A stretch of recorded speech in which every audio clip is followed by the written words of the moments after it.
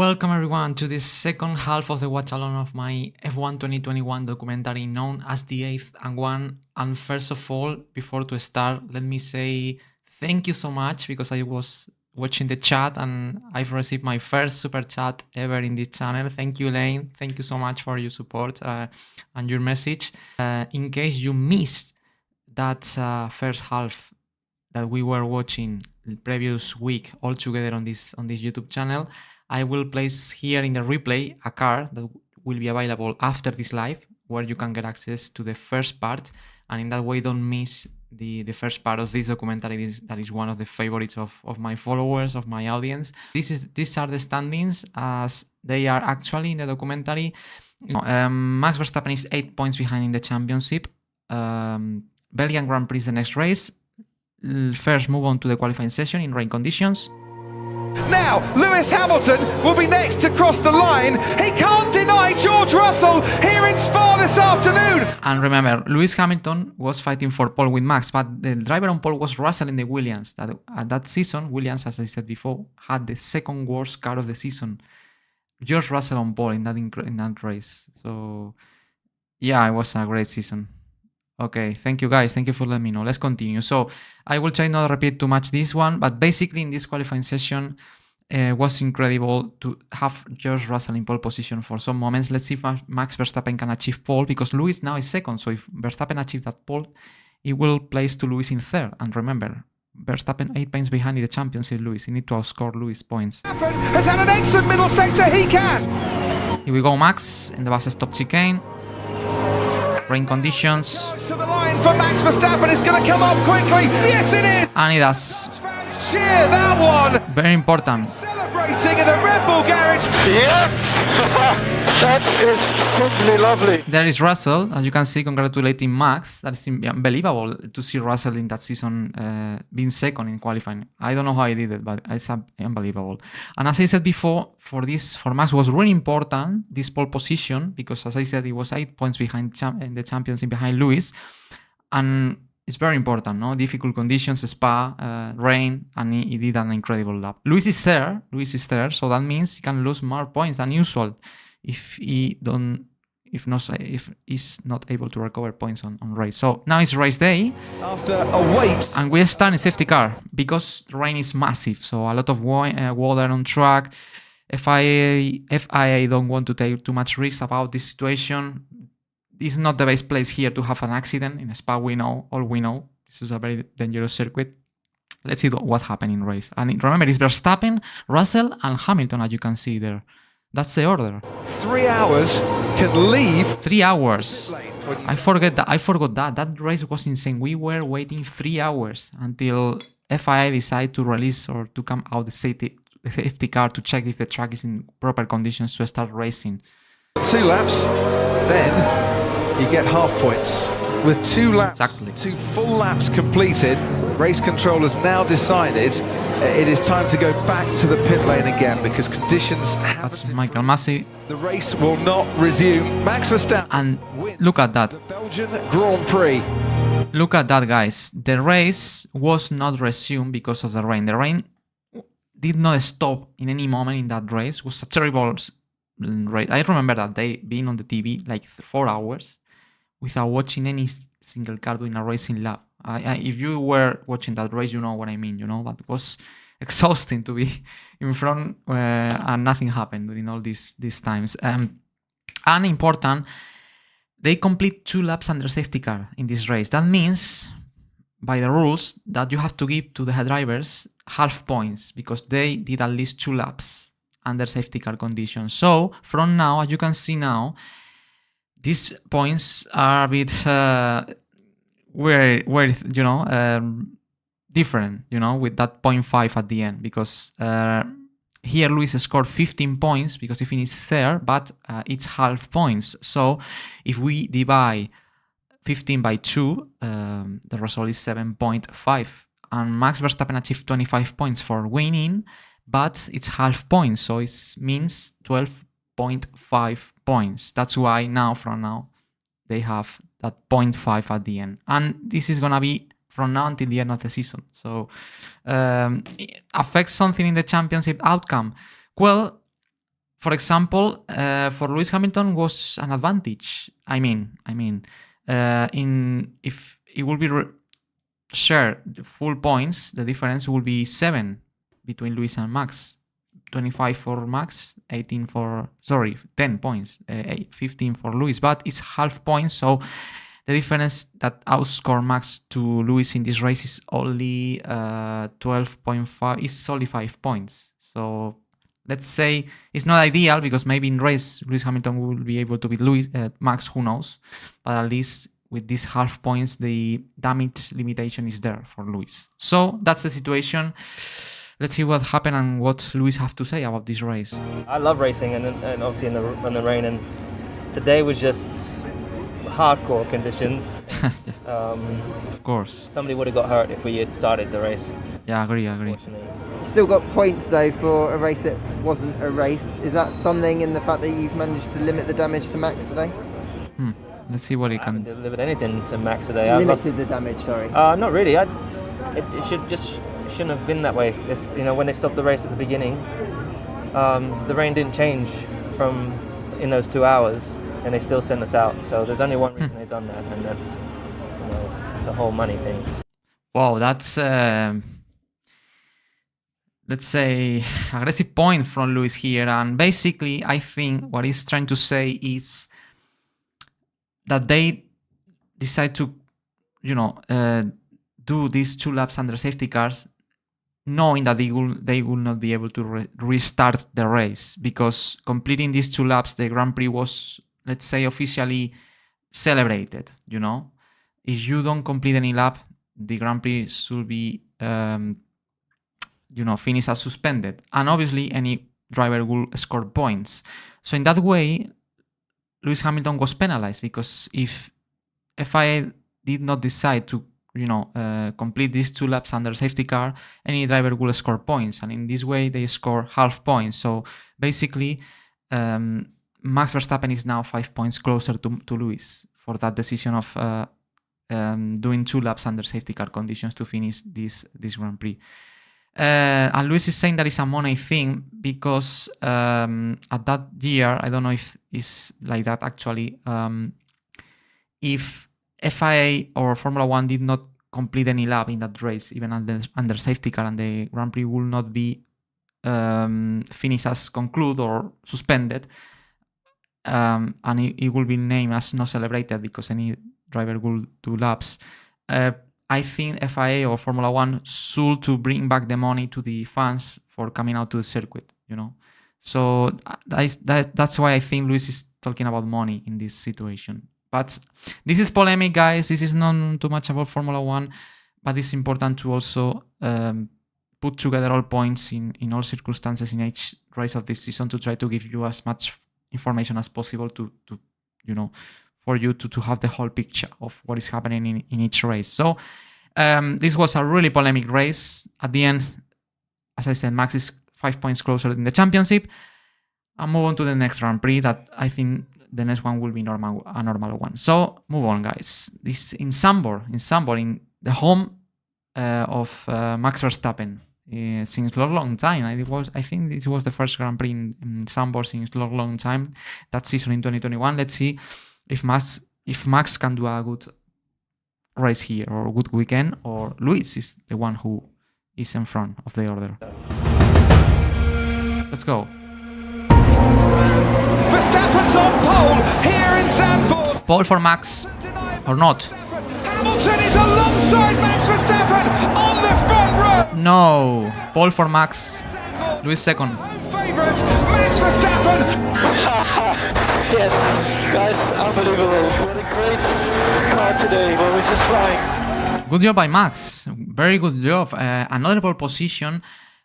And for me, this is very important. After what happened in Silverstone, the crash, all the points that Lewis cut to Max in the last races, the response to Max was really good, because he was on pole in the next two races, in Belgium and here again. So that shows that Max Verstappen is a really, really tough contender for Lewis, and it's difficult to destroy mentally to Max, and seeing how it was responded. But this is qualifying. Let's see if Max Verstappen can convert that polling win again, or Lewis attack Max and pass him. Here we go. Away we go. Pretty even start from Good start for both. Does move over to cut off Lewis Hamilton. Lewis Hamilton Stop for Lewis. for the race. Max is going to react. That's all. Max reacting to try to avoid the undercut. Race win for Verstappen. Let's see. For Hamilton, Bottas leading now. if he's going longer on a watch And stop, Max Verstappen Max is still ahead of Lewis. But nice Bottas in front. he goes. Now coming off, Max pass. has to let Lewis Hamilton through. And Bottas let pass Lewis, obviously. His teammate has to chase Max. Double Dutch delight for Max Verstappen, who crosses the line. And Max wins again. The Dutch Grand Prix. The crucial thing for Hamilton is can he get the fastest lap of the race? Important that. Last lap of the race, and he does. Important, very important. Lewis here scored the fastest lap in the last lap. Remember, in this season, fastest lap was rewarded by 1 point. So that means the difference is in this Grand Prix is not 7 from Max to Lewis. It's only 6 because now in this Grand Prix Lewis achieved 19 points, 18 for second place plus 1 for fastest lap. Max did 25 points. So now Max again is the new leader of the championship. Again, he recovered the lead. And Lewis now is the chaser. So it's unbelievable how intense has been this title fight. They are, changing positions every time in the championship. Very close in each race. And great reaction, as I said, by Max in these 2 Grand Prix. Well done, mate. That was epic. Enjoy this lap and enjoy the podium. At home. Thank you very much, guys. Great Wow. job, guys. Celebrating at home with his fans. Has been great. It was a good one. I mean, with all the people, all the fans here supporting you, it was just an incredible sight. Take the lead of the Drivers' Championship. You must be pleased. Yeah, I mean, it's still very tight, and next week is going to be again a very important race for us. Monza's never been our strong point, but let's see what we can do. Wow, here we go. Now it's time for the spring weekend at Monza. Max really happy with that result in front of his home crowd. And now let's see, Max Verstappen is the leader. Now again, it's Lewis who has to chase Max. So this stage of the season is beautiful in terms of title fight. This season was so nice to see, guys. Wow, they gave everything they had. Move on, next race. This part of the documentary, as you can see in terms of editing, goes really fast, really fast. But it's in that way you can realize really quickly how they swing positions, they achieve different results, but they in each race is still fighting. So move on, spring weekend, Italy, Monza, qualifying. Verstappen crosses the line, can't improve. So Bottas can though. He leads qualifying here at Monza. Wow. Has he got enough to try and beat him? No. Pole for Bottas.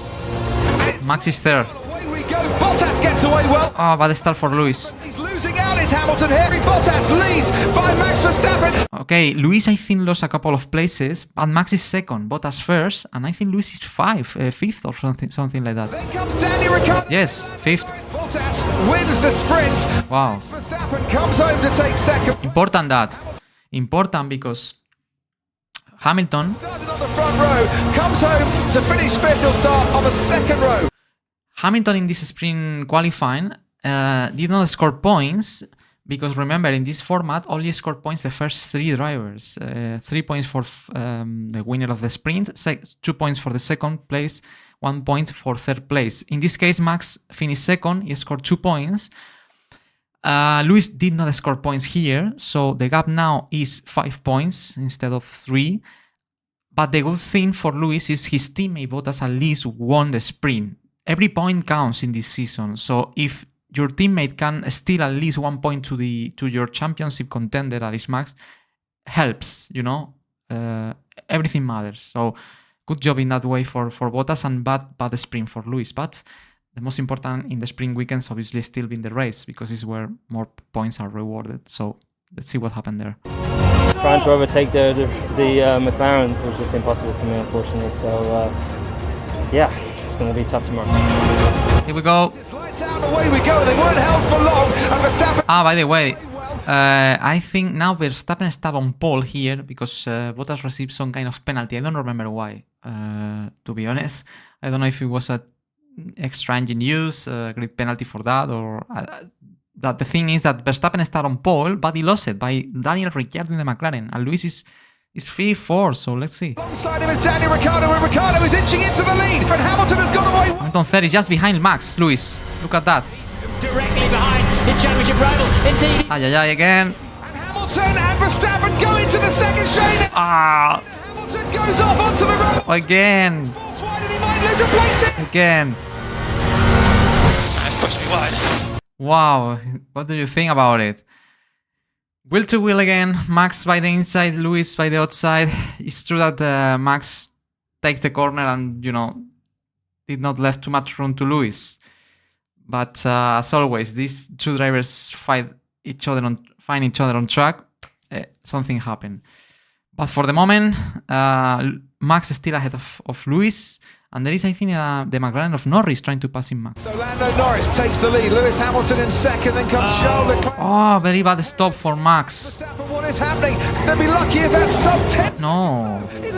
11 seconds. Norris was ahead of Hamilton. And meanwhile, On the road, Lewis ahead of... championship races. Lewis is second.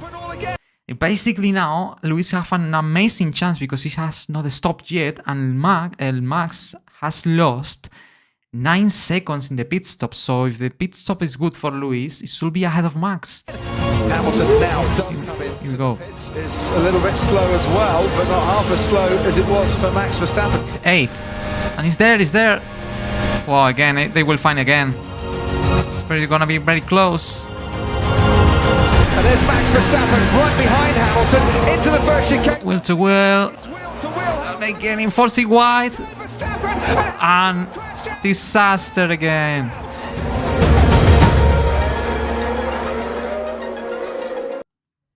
Again, guys. They touch again. What a crash. Again. For the second time in the season, both crash. And they both out. Unbelievable, guys. And look at how dangerous it was. Now, guys, in this documentary, this crash, I had a lot of footage about this crash. And I put a lot of explanations from the drivers, for the team principals of Red Bull and Mercedes. So, before to continue talking about this accident, let's watch the whole footage. Because I think it's, after seeing that this section... everything will be much more clarified. So let's watch the replays of this action.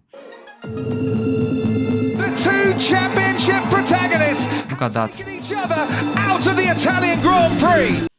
That's what you get when you don't leave the space. Max is saying by the radio, that's what you get when you don't leave a space. Like saying, Lewis didn't give me any room to try to maintain the line. Look at how the car is of Max. There is Lewis. Let's switch off the engine, please, Lewis. Stop, engine off. You know, wow, look at that, guys. It's, wow, I'm sure you know this. Obviously, you know this accident. If not, it's scary. Of Lewis's car. Look at how the chassis of the Max Verstappen car crashed into the halo of Lewis. And here, this is one of the moments in Formula 1 when fans ask, what would happen if Lewis had not halo? Like pre-2018, when it was introduced. I will not respond, but it will be probably a different outcome. That's where the damage has come Look at that. It's exactly the top of the roll hoop of Lewis Hamilton car. He hits the sausage curve as well. Scary. Throws it back into the path of Lewis and then up into the air. Absolutely scary. His car makes contact with the Verstappen. Max is trying to accelerate at that point. And Lewis, of course, also realized that. So after the white line, he immediately moved to the left on the braking. So I already had to move on to the green side of the next to the track. But then nevertheless, I thought we were going to have a nice fight into turn one. Not too much room. But as soon as I was next to him, he just kept on squeezing me more and more to the left. And I still thought, you know, we'll just have enough space to make it into turn two. But unfortunately, he ran me a bit too much out of road. So then I clipped the sausage curb, and that's why we touched. Well, it's true that the room was not too much. Wasn't. Came out, braking into turn one, I made sure I left a car's width on the outside, and I was ahead going into the... It's true also, Lewis was ahead, that's also true. But it's also true that the room that Lewis gave to Max is not enough, obviously. And he clipped this sausage curve here, and that's why the car jumped out into the Lewis Hamilton car. Into the corner, and next thing I know, I guess Max went over the second curb or something like that. He obviously knew at that point it was... It's true, as I said, Max is not ahead. Make the corner, and... But as I said, also it's true here that at this point Lewis is not giving any room to Max. But rules are rules. As I said in Silverstone that Max was ahead, and for me the accident in Silverstone was Lewis Hamilton fault more than Max Verstappen fault.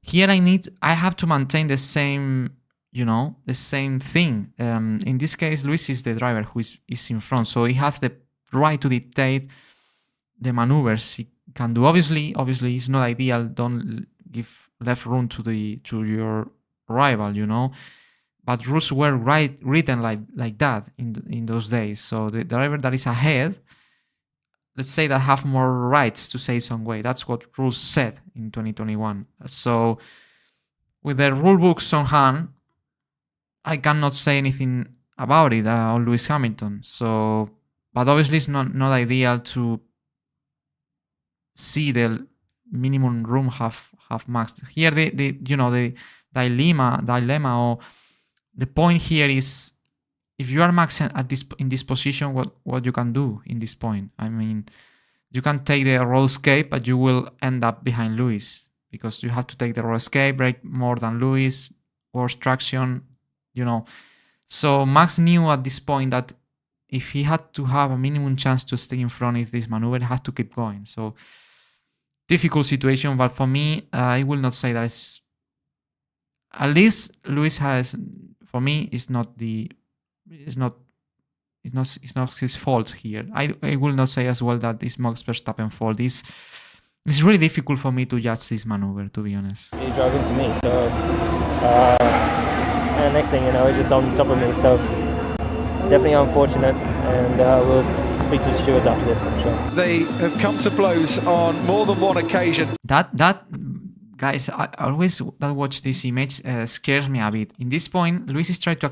You can see the real wheels of the Lewis Hamilton car is spreading dust because of the gravel, because he's trying to put reverse. But Max is leaving the car and rejoin into the track walking. And I always try to imagine if if Lewis is able to recover the car and to put reverse and to going backwards and to rejoin into the track, and Max is there, man, the situation could be really terrible. That's something that I always, I always put my attention on this because it's a bit scary that what happened there, and anyone talk about it, I think, at that day. So yeah. First time they've both taken each other out of the race. I think they're racing for the biggest prize in the sport, so they know what's at stake. So I think that today I think was, as I say, you can argue both sides. I think that Max earned the right to have more space. So yeah, it's a racing incident. It's a track that's incredibly difficult to pass at. So obviously disappointed. Look at that. Well, I really agree with Christian Horner, team principal of Red Bull Racing in that season. For me, I think I will say that it's a racing incident. But let me replay this to see how dangerous it was, guys. Please. Hi, welcome to the stream, man. Let me check it. Look at that, guys. This is the image. This is the rear tire of Max Verstappen, exactly at the top of the Lewis Hamilton helmet. So obviously with no halo, it could be terrible. It could be absolutely terrible. So I was not one of the fans of Halo at that time in 2018 when it was introduced. But for me, some people is not agree with that. But for me, thanks Halo. Thanks Halo that day, because if not, I don't know what will happen to Lewis, to be honest. So this is the image, guys. Cheers, everyone, man. So let's continue. So for me, I really agree with Christian Horner in this maneuver. By the way, to the chat, thank you guys. I see people is really active today in the chat. Makes me happy. So nice to see all of you here. Even I received my first super chat from Elaine. Thank you, guys. Thank you for your support. And yeah, thank you guys for staying here. And I'm really happy to see you are enjoying the watch along. So let's continue. Very disappointed to lose a car. You know, when you see them turning in there and Max jumping straight over the sausage curb into the car, the stewards will make a verdict, and I'm gonna be. Well, important. These graphics I put in the documentary that are official notes about what happened from F1.com. That from decisions of the stewards in that Grand Prix. In this case, after several hours of deliberating, it was deemed Verstappen was at fault as his pass was attempted too late for him to have the right to racing room. That was the official outcome of the stewards putting the blame into Max Verstappen. Now it's your decision. It's up to you if you agree or not after seeing the maneuver, but this is the official outcome. Okay with the verdict. There's a lot of friction between your two drivers at the moment. Yeah, it's clear they're battling for the World Championship, and we've seen that in the past when it's so tight that these things can happen. Yeah, I'm sure we'll talk about it. And this is the final outcome. Max Verstappen was handed a 3-place grid penalty for the next Grand Prix. So, for stewards, Max Verstappen fault. As I said, with the rule books on hand, Lewis was ahead. It's fair that Max received 3 places grid penalty. Depends. I could say yes, but maybe not as well. Probably I think he received this 3-place grid penalty because at the end put a rival out of the race. Both did not score points, and I think this penalty is like a way to punish Max for the next race, because here any one of them finished. So it's like a penalty looking up the future, Not sure if it's too severe, to be honest, but anyway, that's what it is. And move on to the next Grand Prix, guys. What a season. Another crash between the championship contenders. It's unbelievable, guys. Every time I'm rewatching the documentary, what happened in the season, I think probably any one of us will see again a championship fight like this one, because it was so intense, and almost every race they find each other on track. They crash multiple times. This is really difficult to see, even in the Silver War period between Rosberg and Hamilton. It's true that they were in the same team. It's a bit different, but they crashed only a couple of times in 3 years, and in a season we had crashes and repasses between these two. I don't know how many times in this season, so it's unbelievable.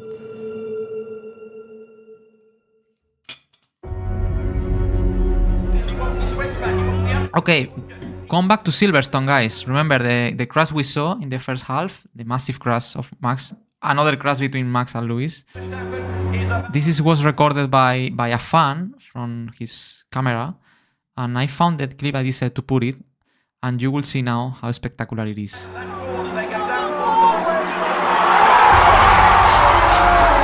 Wow, what a crash, what a crash. People cheating because Max is okay, that's really nice. Obviously had to go to the hospital. And that's the thing. Why I put in the documentary again the Silverstone crash in this moment? Because of that. Verstappen's second Honda engine of the season was damaged after Silverstone crash following contact with championship rival Lewis Hamilton.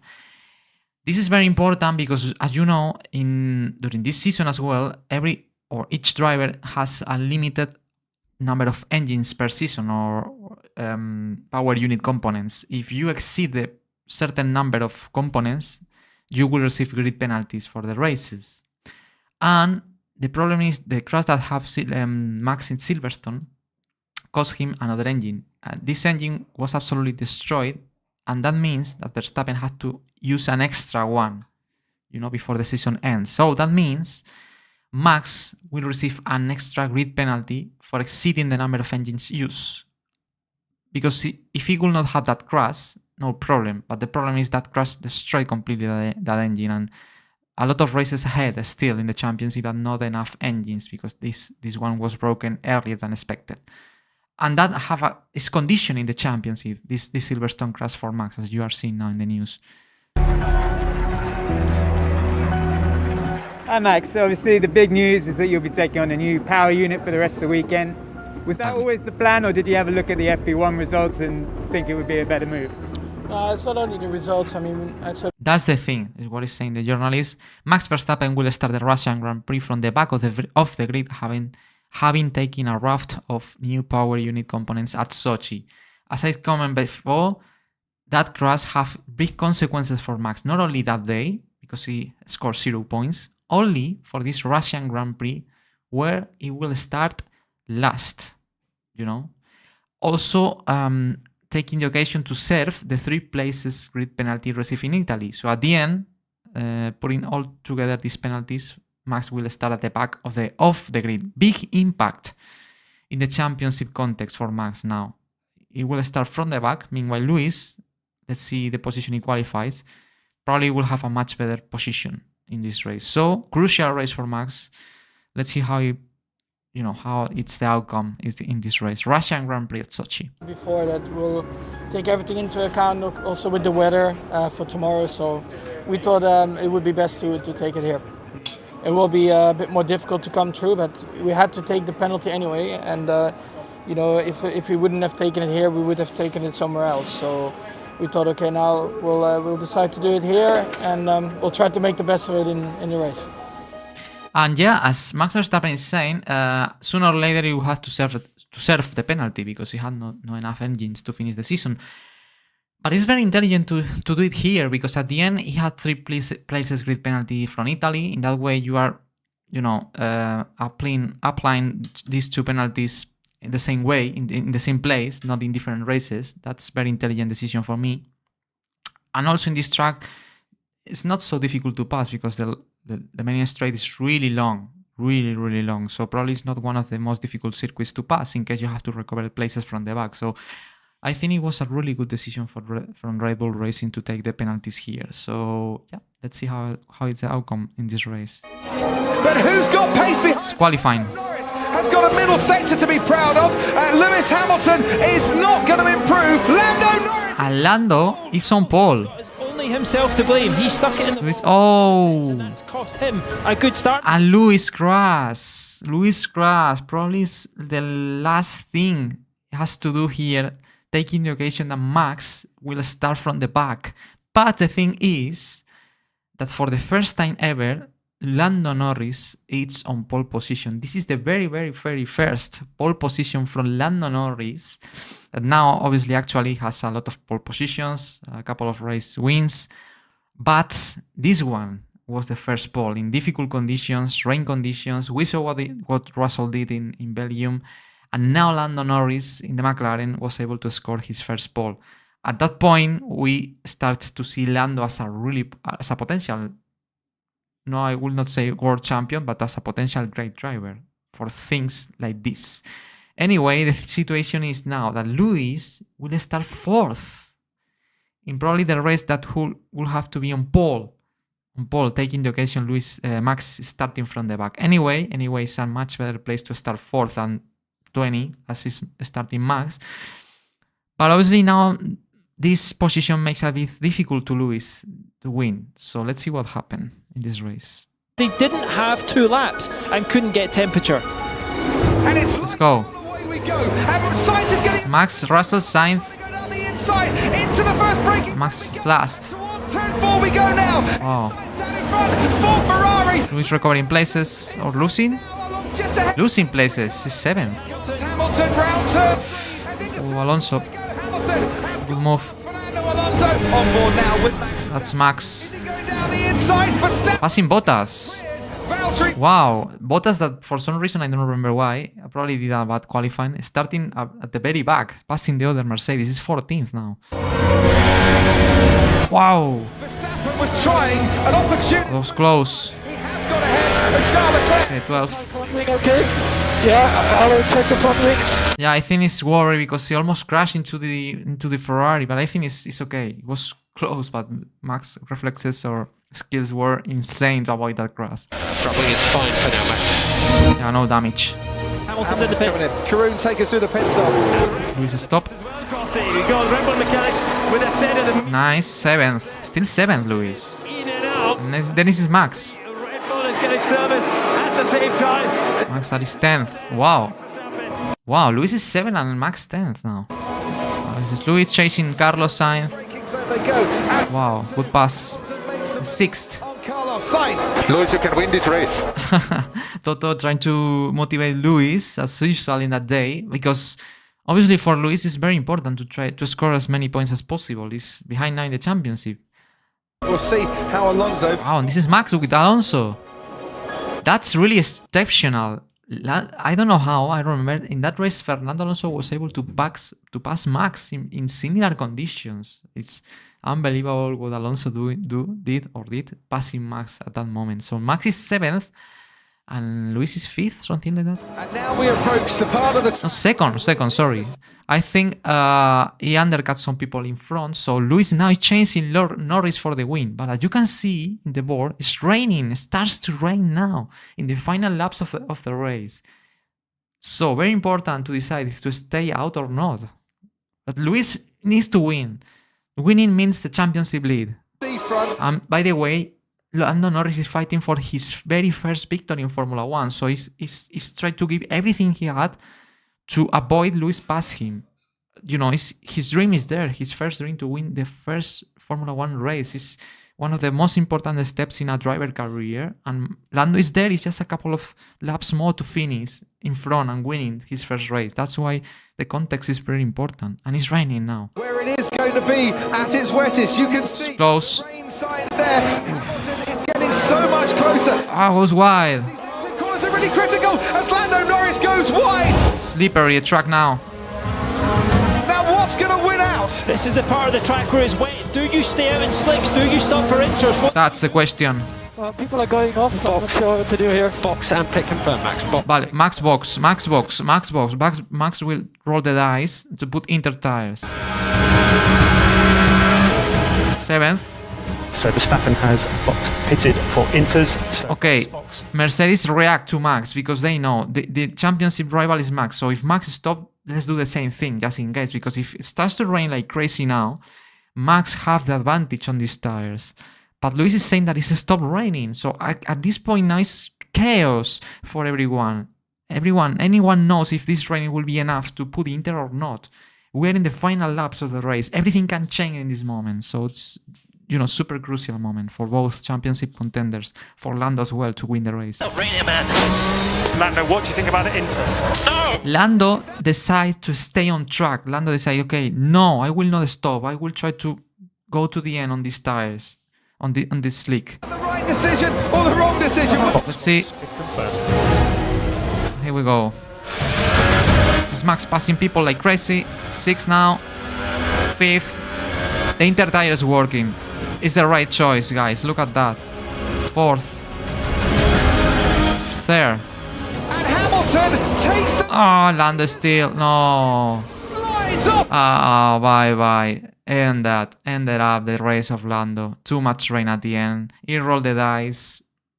And this time was not a good decision. And Lewis takes the lead. Lewis takes the lead for I think that was the last lap or penultimate lap, something like that. Well, for Lando was a terrible day, but fortunately, some years later, he will be able to win his first Formula 1 Grand Prix. So, at the end, this is bad for him in this and that season, but it's not so bad considering now he's world champion. And let's see if Max can pass Lando. Lewis Hamilton. Lewis wins. He wins the Russian Grand Prix and he retakes again the lead. By the way, great call by Mercedes. Reacting to what Max did is what they had to do, because at the end is his rival in the championship. And the race victory number 100 for Lewis Hamilton. And now again we have a new championship leader. Again, it's Lewis Hamilton. It's absolutely crazy as we are seeing now how many times they are changing the championship lead, you know. Now it's 2 points ahead because Max, I think he finished second at the end. So for Max, remember he started last in this race. For Max, it was a fantastic race as well. He only finished behind Lewis. So the damage limitation was super. So at the end, I think both drivers should be really, really happy after this race. Championship lead. So grateful for all of you, for all the work back in the factory and here. Thanks so much for not giving up on me. Fantastic call on the rain tyres. Thank you. Nicely done. Great race. P2, nice shot. Well, we definitely take that one. Okay, that was at the end a good call. As you can see, both drivers, Lewis and Max, for different reasons, are very happy for what we commented previously. It was a good outcome for both of them. Race victory number 100 for Lewis. Unbelievable. Here we are. Unbelievable, the Lewis Hamilton numbers. That was the 100. What I can say, he's a legend. He's a legend. And in that documentary, to see him fighting with another legend like Max, and at that time it was not so legend, but now it's unbelievable. Just move on. Like, what's next? Well, straight into another race week, aren't we? Yeah, I'm still trying to fight for this championship and trying to stay in it, and it's super close. And yeah, it is. And so I'm just trying to find ways of applying myself to other things, whilst at the same time being focused on my job. And Toto Wolff has suggested you may take the engine penalty here. Should it? Wow, another important news, guys. Now we are in the next Grand Prix, Turkish Grand Prix in Istanbul. Now it's Lewis Hamilton, the driver who will receive a penalty. Lewis Hamilton is set to receive a 10-place grid penalty for Sunday's Turkish Grand Prix as he has taken a new engine at Istanbul Park. Yes, Lewis has also some problems in terms of engines limitations, so he will take the penalty here. So now it's in the opposite situation to Max. Max was the driver who was starting at the back because of the engine penalties, and now it's Lewis who had to do the same. But it's only 10-place grid penalty, so depends on his qualifying position. Probably can start in the middle of the grid or not. Rain, do you have any further information on that at all? I don't. At the moment, I still have engine 2 and 3, so for me, I'm fighting to just use those two and see how far they can take me. And there is the suggestion, should it rain, that Lewis Hamilton will take an engine penalty. Your thoughts on that, if he starts at the back of the grid? Well, I mean, I think they still have to, of course, take one engine, so it's up to them, of course, what they do with it. I mean, we did it last race, and we'll find out when they take it. Okay, exactly. That's the thing. So, yeah, it's confirmed that Lewis will receive a 10-place grid penalty here. And now this is qualifying session. So let's see what Lewis can do to try to limit the damage. Obviously, if he's on pole, it will be the best scenario because he will be 10th in race or 11th. Make up some time. By the way, in this Grand Prix, this is the Red Bull car. This white livery, special livery that they race under in this Grand Prix. Very similar to the livery they use also in 2025 in the Japanese Grand Prix. Last season, if you remember, Max was driving a white Red Bull car. Similar to this one.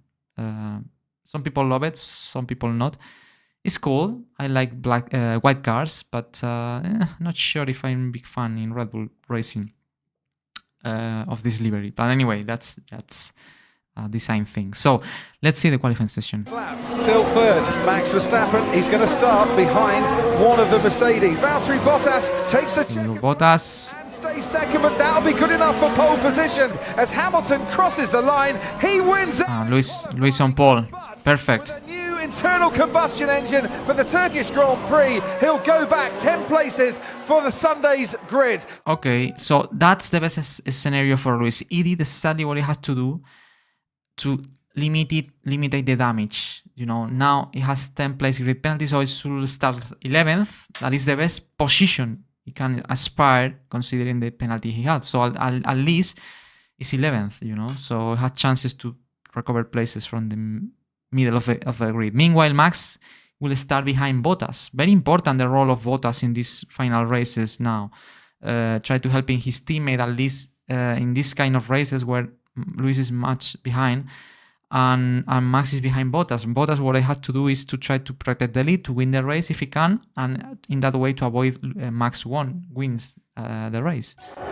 It's lights out, away Here we go. Bottas in the second. Good start. Verstappen is not coming alongside him. Lewis keeping out of trouble. And on the outside. Oh, Lewis tried to fight back. Getting past Esteban Ocon. Hamilton 10th. in 10th place at the moment. Max is still second. Oh, nice move there. Do it round the outside at turn 3. Lewis Hamilton. Lewis nice 7th. Down the outside. Raining again, as you can see, inter tires. His breaking point. Lewis is 5th. And this is Perez, the teammate of Max. Important for Perez to try to defend. Wheel to wheel with Sergio Perez. Ooh, good braking. Perez under braking. He gives Max has to defend. Sorry, Perez. He knows that he can make this. Ooh, oh, he pushed wide. He rejoined from the pit lane. What a fight. And they are all They are wheel to wheel. as they start the next lap. Hamilton's got better. Looks that Lewis is ahead. But Perez is there. In the 4th place. No, he's not. Ah, Perez maintains the 4th place. That's really important as well. As we told before, that Bottas did a great job trying to defend from Max to help his teammate. Perez is doing exactly the same to help Max defending from Lewis, you know, and that at that moment Perez knew that he had to defend like crazy from Lewis to try to avoid he pass him, because in that way Lewis will be able to score less points. So that's very important also, the role that Sergio Perez and Bottas have in this season, helping their teammates. Perez is doing a great job now. Max stop. Good pit stop. Really good. Absolutely brilliant. He's third now.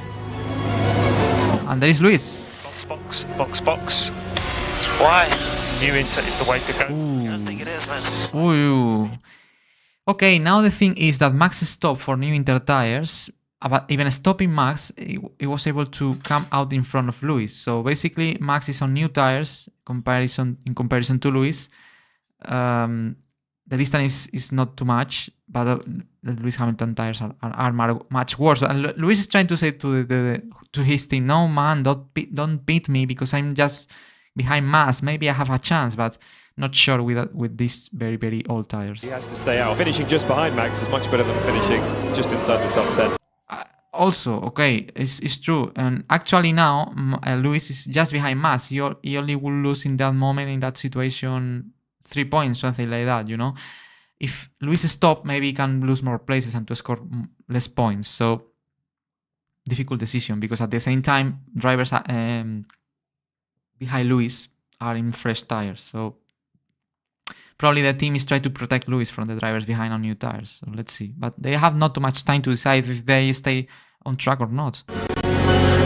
Hamilton's Finally stop.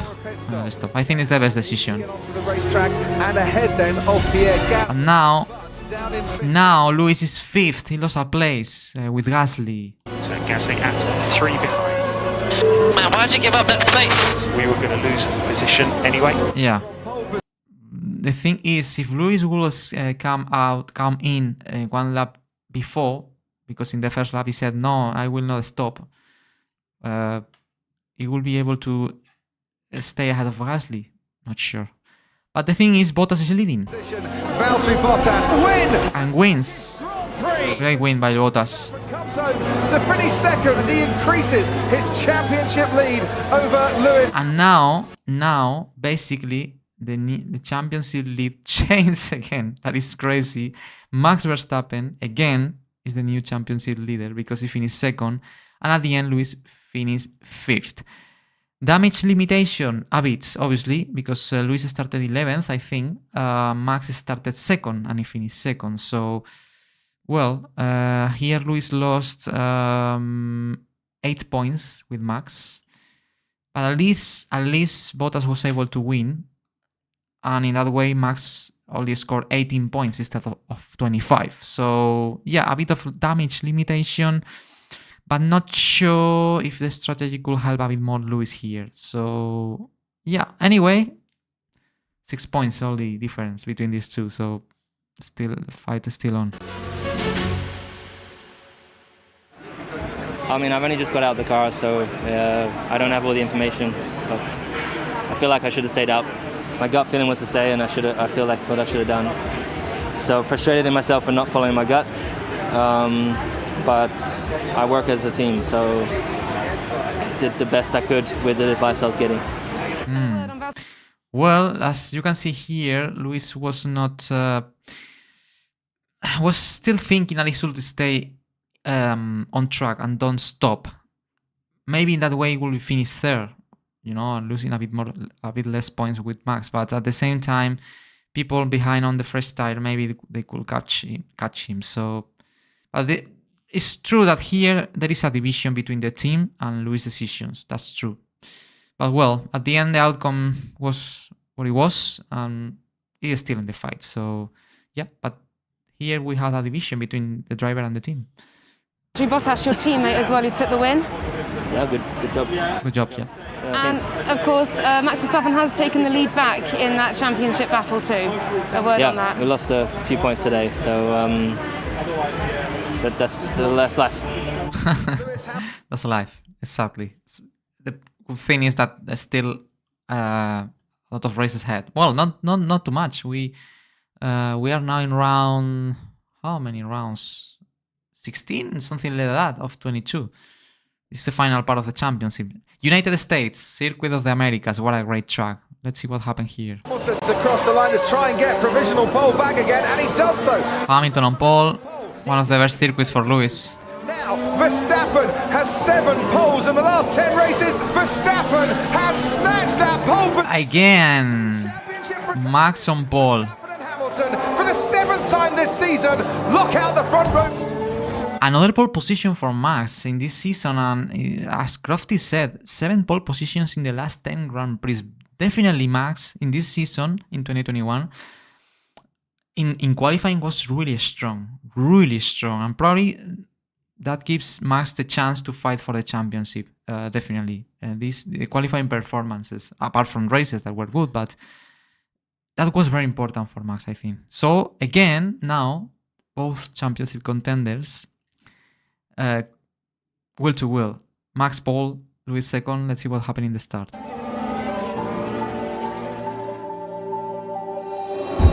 Here we go. It's lights out away. Wow, Lewis very good start. Ay. He will cross again or not? Pushes Max Verstappen wide. I push wide. Hamilton leads from Verstappen. Ooh, and Lewis is the new leader.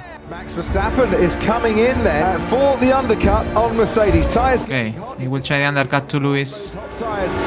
Good stop. So let's put a set of hards. Hard tyres go on. Hard tyres for Lewis as well. Let's see if the undercut works. Max Verstappen. Yes. Of Hamilton. Wow. Basically, I think here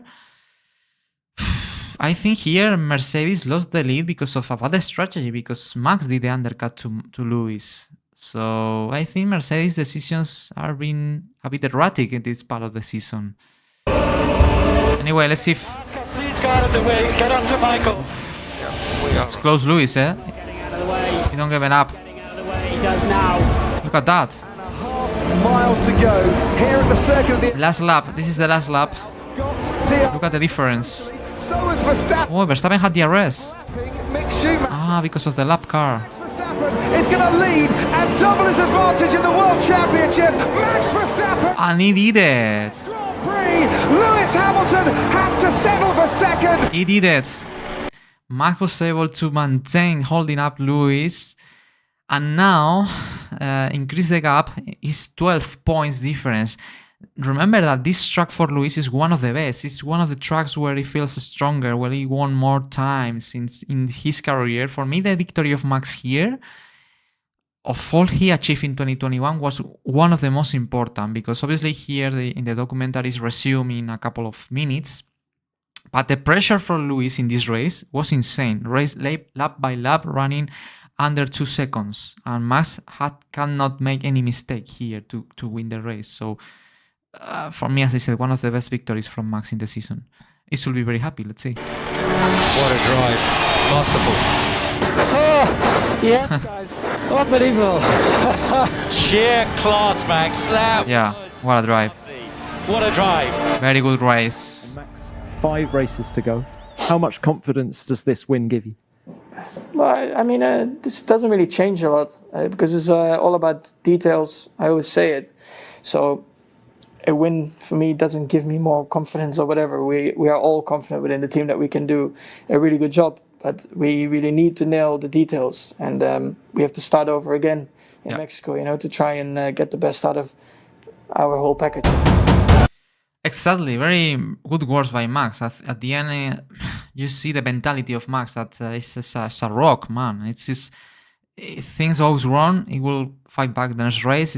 If things goes well, he will be there again fighting. So it's very difficult. And for Luis, it's the same. Luis is a fighter, you know. And when in the seasons where he was fighting for the championship, most of them he was the final winner because Luis never gave up as well. So that's why this season is so legendary, because these two drivers under difficult conditions, they always gave a plus extra or something more, you know, to fight until the end. So unbelievable, guys. I will say again, but what a fight we had this season. What a fight, guys. Mexico, next Grand Prix. Now, as you can see, I finished Bottas leading again. I finished Bottas first. Bottas, by the way, is doing an incredible final part of the season. He won in Turkish Grand Prix. Now here on pole. He won also the sprint race in Italy. Definitely Bottas had an important role to help Lewis in the season. And Max, I think, here is third, and Perez is fourth. So basically we have the two Mercedes and the two Red Bulls in the top 4 places. Let's see how it is the outcome in Mexico here, because the straight line is really long, so anything can happen. Here we go. Away we go here, and Bottas and Hamilton getting... Oh, Lewis good start. Max as well. Ooh, 3 wide. To the inside, Verstappen to the outside. Wow. 3 abreast at the moment, and there's 3 abreast. Will end first. Verstappen is into the... Wow, what a braking. Bottas gets tapped. Oh, Bottas out. Max, what a braking, man. What a braking did the Verstappen, passing Bottas and Lewis for the lead. That was crucial. Let's see if Lewis can catch Max or not. Over the line, comfortably ahead of Lewis Hamilton. Look at that. It's a double pit stop planned for Lewis Hamilton. Ooh, 2 pit stop for Lewis. Hard tire. That was a clean stop from Mercedes. This is key for Lewis. Oh, he will have a Ferrari in front. Probably that ruined the undercut Lewis tried to send to Max. Ball boys, front tyres off, front tyres on. Little tweak. Max did a good stop. Perez with DRS advantage. Ooh, Perez is close to Lewis. Very important. If Perez can pass Lewis, also it's a massive help for Max in the championship to increase even more the gap. And remember, it's still to be a bit serious for Max here. 12 points ahead in the championship. If Perez can pass Lewis at home, Perez is racing at home here in Mexico. Much better for Max as well, and much worse for Lewis. Mistake from here. It's close, huh? Oh, he tries. Max wins. Great win. Way clear of the rest. And this is the difference. I think Lewis was able to maintain Perez behind, but the gap is still increasing. Max is still winning, and now the difference is 19 points, if I'm not wrong. So this is a point in the season where Lewis has to be a bit worried, definitely. Yes! What a race. Great win. It was great, guys. Unbelievable. He was.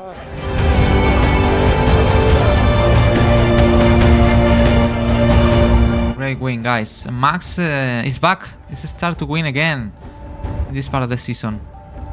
Yeah, that's true. That's true what he's saying, Lewis, because Max was able to do such a good braking because he was in the racing line that is less dirty than the outside line, you know, where it was Lewis. That's why Max can brake later and to take the position. I think for me, it was a mistake by Bottas. Bottas should cover the inside because Max passed Bottas when they were 3 wide, Lewis, Bottas and Max. Bottas was in the middle. If he will move to the left before Max catch him in the straight line, it forced to Max to go by the middle, and probably he will not be able to brake so well as he did. So, in my point of view, I think Bottas could did something else. That was a message. Is this a message for Perez or Red Bull or what?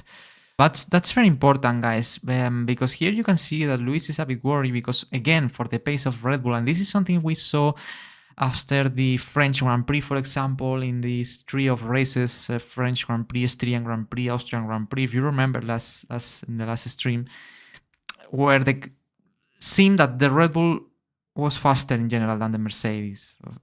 I don't know if it's because track related or the upgrades they brought were better than the Mercedes car, but it's true that Lewis at this point of the season starts to be a bit worried again, you know, because Max won the last two races, Lewis gave everything he had, even starting in front of Max he was not able to win, so that means Max did a good job, but also the obviously Red Bull car is working. So guys, this is the situation. 19 points behind now is Lewis. He has to win. He needs to, you know, to start finishing ahead of Max, because if not, the championship is over. Now 4 races to go, so it's the final part of the championship. Next stop, spring weekend, Sao Paulo Grand Prix. What a race! What a great track. Let's see what happened there. Bottas has set a personal best in the first sector. It's the middle sector that we'll be watching with interest. Qualifying. Max Verstappen. Hamilton will cross the line now. He goes faster still, and the crowd absolutely love it. Lewis on pole. In qualifying here at Interlagos. And Bottas didn't quite make the front row. That's a relief for Max Verstappen and Okay, so Max is second. We're working so hard to try and get this car right, and it's been tough. And so to finally get the car feeling like it did today, feels great. It's just a testament to all the great work that everyone's doing in the garage, and also back home, just all the work that's going back home to try and pull out everything we can from the car. Of course, the last 2 poles I've had a penalty, so that's true. It's unfortunate to have the penalty tomorrow, but it is what it is. And again, guys, important. This is gonna be crazy. Again, we have to take note of what is happening off track. Hamilton hit with 5 place grid penalty after taking a new Mercedes engine in Brazil. Yeah, I agree with you, man. I agree with you. We'll see now in the race. Well, the whole weekend will happen here, but yeah, I absolutely agree with you. I never saw a performance like this one of Lewis insane. Yes, same. I was the same. I was impressed as well. But let's watch little by little during the documentary. What a weekend from Lewis here. As I said, Hamilton 5 place grid penalty for new Mercedes engine. But this is a spring weekend, so the question is very important to know where he received the penalty, in the sprint, in the main race. Let's see. And I'll try and fight back from that. When did you find out you were taking that penalty? I think it was yesterday. Yeah. I think right to the last minute they'll try and say no, we got to make the decision and we should be able to make it to the end. So it was. Police crazy shouting. I trust obviously their judge. Are you surprised by the pace of Lewis? Not necessarily. I mean, they took a new engine, so we know, of course, the first weekend they can definitely put a bit more power in it. And around here, you know, that can make quite a bit of a difference. Man, what happened with the sound in these interviews? I don't know why people were shouting like crazy. It's really difficult to focus in what is saying the drivers here. Such a little corner, so nothing shocking. Of course, I would have preferred to be ahead, but all in all, you know, to be second is good. Do you think you've rattled them? Red Bull? Do you think you've rattled Red Bull a little? No. I mean, he's starting pole. I'm nowhere near him, so I don't think so. We've got some break. Well, guys, let's start the polemic here. This Grand Prix was absolutely crazy, and not only for what happened on track. Lewis Hamilton was disqualified from Friday's qualifying session at the Sao Paulo Grand Prix after a technical infringement by Mercedes. So, massive news for Lewis Hamilton. Terrible news. Why? Okay, I will not explain too much the thing because it's really well explained in the documentary. So basically, let's read the notes I put, the comments and the videos I used to try to explain as much clear as possible what happened here. Let's watch. News, Lewis Hamilton has been disqualified. Lewis Hamilton's DRS, the drag reduction system, opened up. Everything seemed fine. He set pole position in qualifying, got to the end of the lap, and then at the end of the session, there was a bit of suspicion from Red Bull. When the car is running, we'll use this. The DRS is fully open. Very important video, guys, to understand what happened and why Lewis was disqualified. This is a video I found from Aston Martin in social media that is explaining the test the DRS has to pass and why the Lewis Hamilton rear wing did not pass this test, and that's why it was disqualified. Pay attention, guys. Really important. If it's legal or not. This ball is 85 mil. If it passes through, it'll be an illegal wing. But if it doesn't, if it stops and we're running a legal wing, we can run it for the race weekend. And now, this is the official video that I found on social media as well, where the FIA is doing the same test to the rear wing of Mercedes, of the Lewis Hamilton Mercedes. They have to pass the pole, the whole pole, through the whole section of the DRS open. If the pole is stuck at some point of the rear wing of Lewis Hamilton with the DRS open and cannot go through the whole section, it's illegal rear wing. So let's see. Pay attention, guys, to the rear side of the screen. Here, this is the pole. Here is the FIA guy is introducing the pole, okay? This section. Pay attention. Let's try to move through the whole section and look what happened. Rear wing opening works just now. Cannot look at that. Point of the Mercedes rear wing, but not at the other. Stuck. So it was very marginal. There is a stuck. It's trying to go moving through the whole rear wing with the DRS open, and at that point it cannot go through. So the rear wing is illegal. Illegal. Max touching that rear wing gave Mercedes an argument that actually perhaps. And this is crazy, guys. This is absolutely insane. Mercedes said that the DRS was illegal and was not the pole was not going through the whole section because Max, after the qualifying, touched the rear wing of Mercedes, of the Mercedes of Lewis Hamilton. That's why Mercedes said that because that touch, the rear wing was broken. That difficult to believe, but you know, Mercedes has to defend the position. The touching of that rear wing was what made it illegal in the first place. And Max Verstappen has picked himself up a £50,000 Euro fine. And at the end, what Verstappen did touching the rear wing was a fine for Verstappen.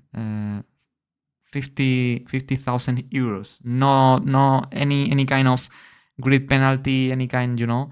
But it's insane, the battle of these two, and also off track, all things that happen and in this moment in qualifying. That's why this is another representation of, because this season was so legendary, guys. And this is happening even before the spring weekend starts, before the spring qualifying, before the main race. But the thing is that Lewis Hamilton was disqualified, and that's terrible for Lewis. Let's see how it goes, how it continues the story. Normally, disqualification from the qualifying session means you'll either start from the pit lane or the back of the grid. But this is a sprint weekend. He can start the race, but he'll have to do it from the back in the sprint. Sadly. So basically, now it's a sprint weekend. So the penalty that he received in qualifying was applied in the sprint, not in the main race. That's better for Lewis because obviously in the sprint race the points share are much less than in the main race.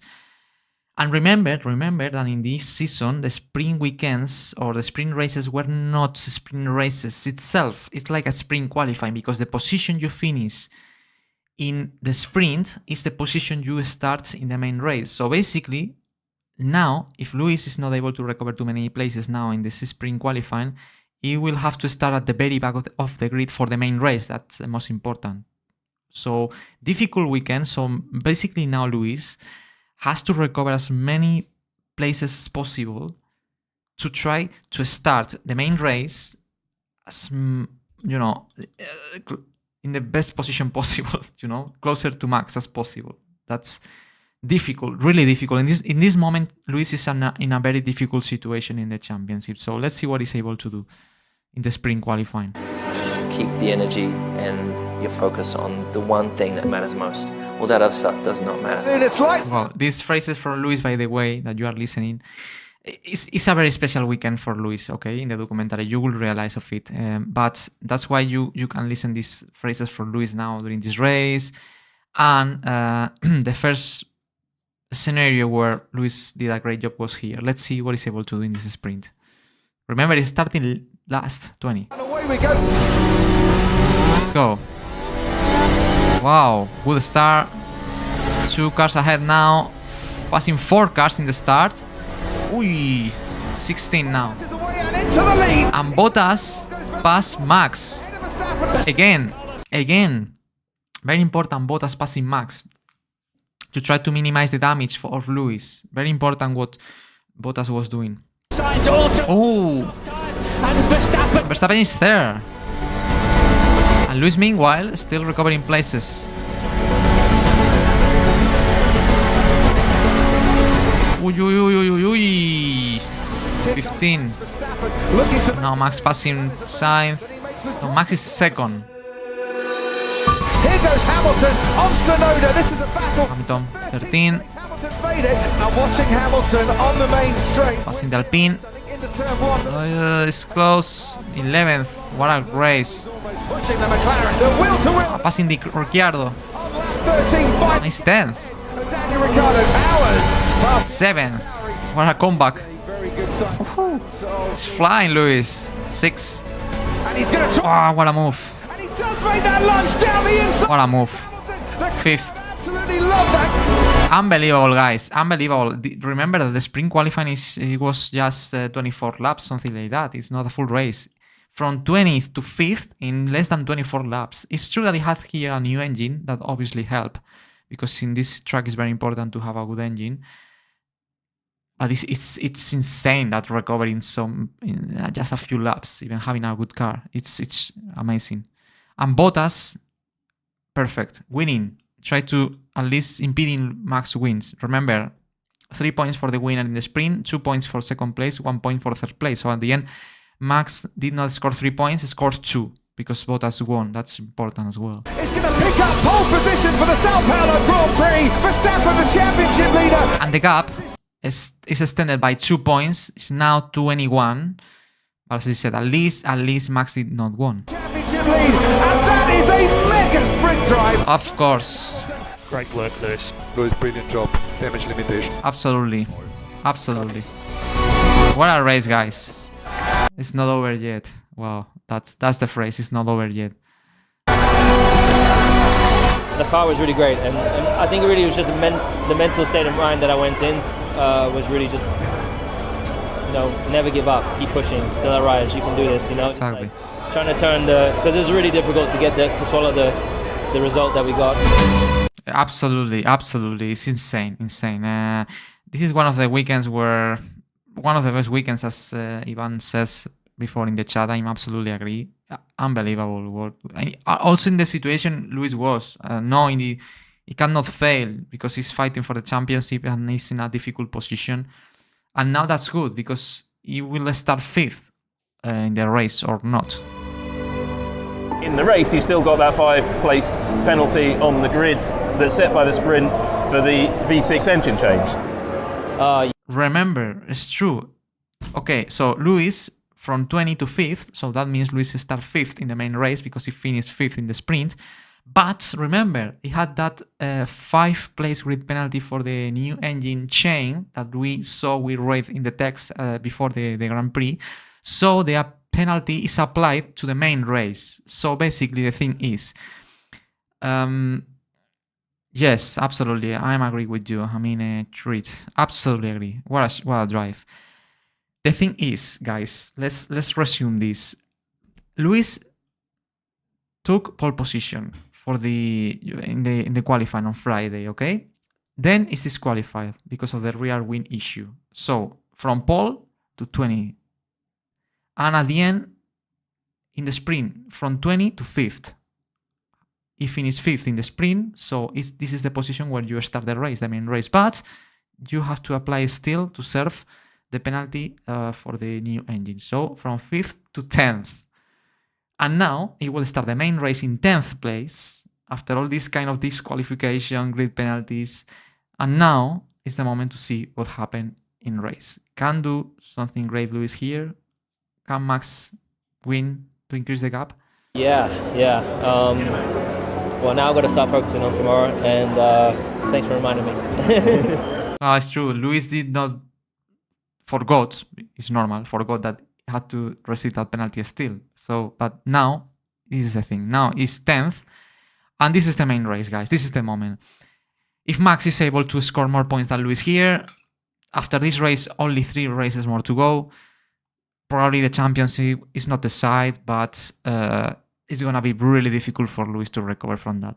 So Lewis, I don't know how, I have to do something to try to finish ahead of Max that starts second.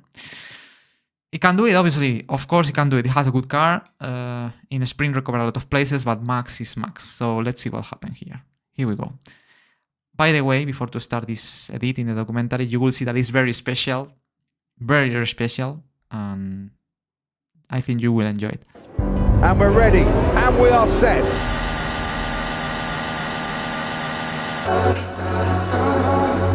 Just stay positive. Know that you're making a difference, and don't stop until the job is done. Well, very epic, right? This montage is explained. I did a video years later where I was explaining the montage and why I was putting these images for Lewis. That I will not focus too much in this because we are watching the documentary and the story. But yeah, I think I will place a card somewhere at the top in case you would like to watch that edit analysis I made some years ago. So here we go. Lewis starts 10th.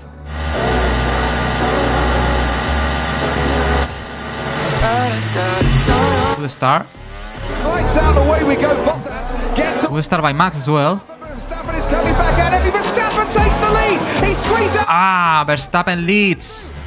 Good, bad news for Lewis. Ooh, almost touch. Wow, a good recovery again. Still recovering places, Lewis. Had a good car. Placing Sainz now. It's 5th. To the inside, and Hamilton, if he is to win this race, has half the arrears that he needs to. Wow, Lewis is there. The cars in turn 1. Okay, now letting pass Lewis. Lewis is just third, just in the first laps of the race. I want to drive like that. I want to be able to be aggressive like that. That's Perez. Trying to go down. Oh, good move. Wow, what a move by the outside. What a move. Sergio Perez. Oh, but DRS for Perez. Watch out. Oh, he will try it again. Oh, but that was very good, guys. Again, I had to say, well done for Sergio Perez here. Again, as Bottas did, he's fighting for his teammate. He's trying to defend as crazy from Lewis because Perez is not fighting for himself. He's fighting for Max to try to defend from Lewis, to try to avoid Lewis come to Max. And as you can see, Lewis passed Perez, but Perez was able to bring back the position, but obviously Lewis will try again. Which way is Lewis? Oh, blocking the inside. Ow, good move again by the outside. Wow, this time I think he had it. What a move by Lewis anyway, eh? Good braking by the outside. Lewis is like, in this weekend was, you know, it's like Senna in this Grand Prix. Like, he went for it, doing the moves really fast, not thinking too much. Don't try to... Just straight away, pam, pam, pam, passing people. I want to win. I want to go to get Max. It's like, you know, in this weekend, I remember watching Lewis, and I remember when he was starting 10th in this race, and I was thinking, my inside, like I was saying by myself in my mind, I don't know why, but I think Lewis will win this thing. It's like I'm seeing Lewis this weekend in such a special mood, in such a special connection with the car, with the commitment I see him. It's like, you know, let's see what happens. It's still not winning, but let's see what happens. Here comes Hamilton. This is Max. Here we are, guys, again. Hamilton will get another helping of the DRS down this back. Let's go. Hamilton, he was last at the start of this. Ay, ay, ay. Take the lead from Verstappen. Again, both at the outside. That's crazy. Again, obviously, I think at that moment we all know that this battle will end up or outside of the track on crossing again. They don't give up, any one of them. This fight, it's unbelievable, absolutely unbelievable, guys. Now, Max, I think, forced wide a bit Lewis. We should to check who was in front this time, but to be honest, I don't want to waste time again to analyzing moves. I'm enjoying this fight. I know there are Max Verstappen fans. I know there are Lewis Hamilton fans. I'm enjoying this thing, and they are fighting again. Please don't crash, guys. Still fighting on track. No investigation necessary for running you off track. Of course, man. Yeah, okay, I can agree. I mean, I respect your opinion. Can be dirty, it's push wide, but it's what these choices they're doing each other the whole season. They are pushing wide each other every time. Obviously, Lewis is blaming. I understand he's blaming because he did not left room. But as we saw in another maneuvers, anyone is giving room to the other one. It's crazy, guys. It's crazy. It's absolutely crazy, this fight. Let's watch again, by the way. Let me check the thing. Hamilton, he was last at the start of the sprint. He's trying to take the lead from... It's true that at the beginning was Lewis ahead. Now Max is ahead. At this point, Max is ahead, but now obviously is not taking the corner properly. It's let's say using the external parts. But he is forced wide. You can see how he's taking the corner. It's not giving room to Lewis. But under the rule book, again, the driver that is ahead in the apex has the right to dictate the corner. I'm not agree with that rule, but they are taking advantage of this rule. Lewis did, Verstappen did. Verstappen himself has to go off the track. No investigation necessary for running you off track. Of course, man.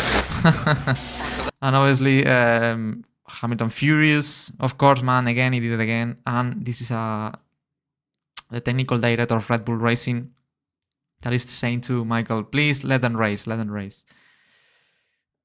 Yeah. It's all about let them race. Be able to be in control.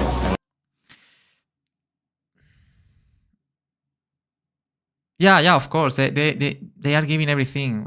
You have to understand that for Lewis is the 8th. If Lewis achieves the 8th title, it will be the best ever. No doubts. It will beat Michael as the most titles. And it's the first of Max. Both are fighting for such a big dream that they are colliding every race. They are true champions fighting in each other. Sorry, let me...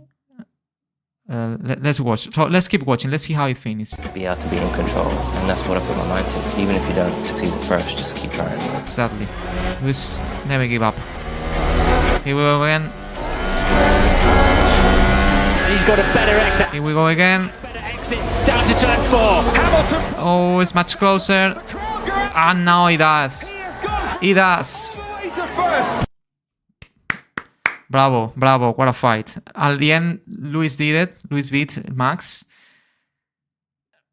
But this is unbelievable, guys. Apart from the fight they had, this weekend of Lewis, for me, I'm not sure if it's the best. For me, I think it's the best weekend ever of Lewis Hamilton in Formula 1. With all difficulties he had, all penalties, the sprint race, the recovery in the main race. I don't know how many overtakes did Lewis in the whole weekend. It's absolutely crazy. People is saying, it's easy because he was in the Mercedes and he had a fresh engine that helps in this track. Okay, anyway, you had to do it. I mean, it's not just like that. It's not mathematics, you know. Yeah, you have a good car, you have a good engine, but at the end, it's you are the man who has to prove that you have a good car and to pass people. And Lewis did, fighting against Max. That is not slow at all. So unbelievable, guys. What I can say, I enjoyed so much editing this race. It's very special editing the documentary, and I enjoyed a lot. This weekend from Lewis. Unbelievable what he did. And this is what he get. Lewis on the top again. Lewis Hamilton, against the odds, has come home to win the South. And this is the difference now. 14 points. 14 points. If it will be reversed and Lewis will finish second, not passing Max, the difference will be more than 20 points. So that was crucial, absolutely crucial for Lewis to win, to pass Max, to keep alive in the championship. Pualo Grand Prix. Yes! Come on, guys, let's keep pushing. No limitation thought process of dreaming. I wanted to be Superman, an astronaut, and at the time, Ayrton Senna. Well, this is a very special montage at the end where Lewis is talking about Senna, Ayrton Senna, the Brazilian driver that was racing in the 90s. Is the idol of Lewis Hamilton. a driver that unfortunately passed away in a racing accident in Imola in 1994. 3 times world champion, Ayrton Senna, Brazilian driver. They were racing in Brazil. Lewis Hamilton is a big fan of the Brazilian people. He's wearing the flag. And yeah, it's a tribute to Senna, to Lewis for what he did here. Like if Lewis was carry on the spirit of Ayrton Senna in this race. That's what I tried to represent with this montage. So yeah, it was a very special weekend. If you give the car to a rookie or someone else, it will not be fighting for championship. So it's also the driver's one. Yeah, exactly. I'm absolutely agree with you. We saw in Formula One, each team have 2 cars per driver, and we see that not both drivers normally they are not able to overperform the car. Some drivers are able to drive faster the same car than others, or a rookie, or that's why Formula One, yeah, it's about cars, but also it's about drivers. And for me, what Lewis Hamilton did this weekend is not about car, it's about the driver he was there, he was in. And there is a 7 times Formula One world champion. That's probably one of the reasons Lewis was able to do what he did in this weekend. Not sure how many drivers will be able to do the same in these same conditions with the same car, with all these penalties in this same weekend. I'm not sure. Probably not many drivers will be able to do what Lewis did this weekend in the same conditions. Not too many drivers will be able to do the same. That's for me what's most important of. And that's why Lewis is a legend, I have to say. And well, at the end, perfect weekend for Lewis. Well, not perfect, but perfect perfectly execute. A lot of penalties, a lot of difficulties, but Lewis did an incredible job. And the most important thing, and that's thanks to that, Lewis is still alive in the championship. 3 races to go now. So move on, guys. Hey Max, great opening phase to the race, and then just didn't quite have the car told off. Lewis, frustrated or happy with good point? No, I mean, I knew it was going to be difficult, but I tried everything I could, and I think we had some good battles. But yeah, clearly we were just lacking a bit today. Also, just top speed wise was really tough to defend. Yeah, you could clearly see when they take a fresh engine, it gives them a bit more power. So hopefully now in the coming races that will die down slowly. But at least it was fun, Of course, I would have liked to win, but realistically, I think this was a good result. Multiple close. Very important. It's true that for Max, in the situation was Lewis finishing just behind is not a nice thing. Kimi gives me Max 5. Do you think so? Kimi Antonelli, do you mean? Not sure. Well, maybe. As I said, for Max, not ideal, considering how he was starting Lewis and where he was starting Max in this race. But he was talking about the speed, the engine, that the fresh engine for Lewis was important. Not sure how much. Obviously, probably Lewis had a minor advantage in a straight line. But as I said, Lewis is a great champion. He was able to recover for such a debug. So, but yeah, of course, for at least Max finished second. At the end, if you cannot win, at least finish behind your rival, and is what he did. Moments in that race, no contact though. You must be pleased with how this championship's kind of evolving in that kind of fight. Yeah, I think it was good. Hard racing, but good racing, and that's how it should be. Okay, Qatar, guys. Pierre Gasly has got a puncture. This is going to ruin the laps then of those behind Lewis Hamilton who got out early. Verstappen's not going to improve. Verstappen second. Oh, okay. So basically that punch of the Alpha Tauri bring back yellow flags and probably don't give the chance to improve to Max. So Lewis on pole position again. Be a Lewis Hamilton pole position. How are you feeling about today's race? I know you saw the stewards this morning and we're still waiting on a decision. Important, guys. Another penalty are now, this time for Max Verstappen. Max Verstappen has been hit with 5 place grid penalty for the Qatar Grand Prix after failing to slow for double wave yellow flags during qualifying. The punch that we saw previously, in that lap, Verstappen did not slow down enough under yellow flags conditions. So, another penalty, this time for Max. We are seeing now in this final part of the season how many penalties the protagonist of the video are receiving, and that even makes more epic the documentary, you know. This time for Max, so Verstappen now not start second, it will start 5th. So now it's Max in the opposite situation of Lewis. It's now Max who has to recover places. He's in championship leader, but to try to minimize the damage with Lewis, because Lewis is on pole. Let's see if I can fight with Lewis or not, but obviously now Max has to recover places. Of course, we have to wait and see what comes out of that, but nonetheless, I mean, we're just going to try to have a good race and have a bit of fun out there. Let's go. Sorry, 7th. Starting 7th, 5 place grid penalty, not 3, so even worse. So let's see. Good start for Max, I think. And away we go, and it's a good start back. Good recovery. Silly. He won't be giving this place up easily, but I think he's going to fight too hard. He's not. Okay, now it's Max second. Missing the damage, started 7th. So, great race and great recovery by Max. But Lewis now is closer to Max. Now the distance is 8 points. Just 8 points in the championship. If Rosberg had stayed in Mercedes post 2018, do you think that Hamilton will still be a 7 times champion? For me, I think it's gonna be tied between the second of them. Wow, that's a very difficult question to answer. I don't know. Obviously, in 2017 and 2018, remember that Ferrari was fighting with Vettel and Raikkonen these championships. Probably, wow, it will be really nice. I would like to see Rosberg in these cars in 2017 onwards, because probably it will be at least a three horse fight between Hamilton, Rosberg, and Vettel for the 2017 and 2018 championship. I think Rosberg probably will be ahead of Bottas, of what Bottas did in those years. Will be able to beat Lewis. I don't know, man. I'm sure.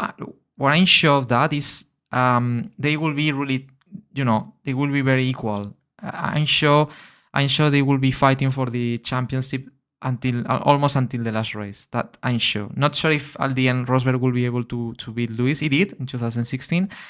At least I'm sure Rosberg will be involved in the title fight until the end, not like instead or what Bottas was not able to do in Mercedes in those years. So it will be fun. Unfortunately Rosberg retired and we never saw that story. But yeah, it is what it is. So guys, 8 points, 2 races to go. Saudi Arabia and Abu Dhabi. Now is the moment, guys. It's the moment when the documentary, gets really tense, really intense. Let's enjoy this. It's gonna be difficult to analyze as well, if you know the story, of course. But let's enjoy this because this is legendary. Started 7th, will come over to finish 2nd. You'll see this result as a bit of damage limitation? Absolutely. I mean, overall, we're still lacking pace also in the race. But yeah, of course, very happy with this result. Of course, for Max's damage limitation, considering the penalties he had, starting 7th, and here Lewis looked faster. I say it again, if you cannot beat your rival, at least finish just behind.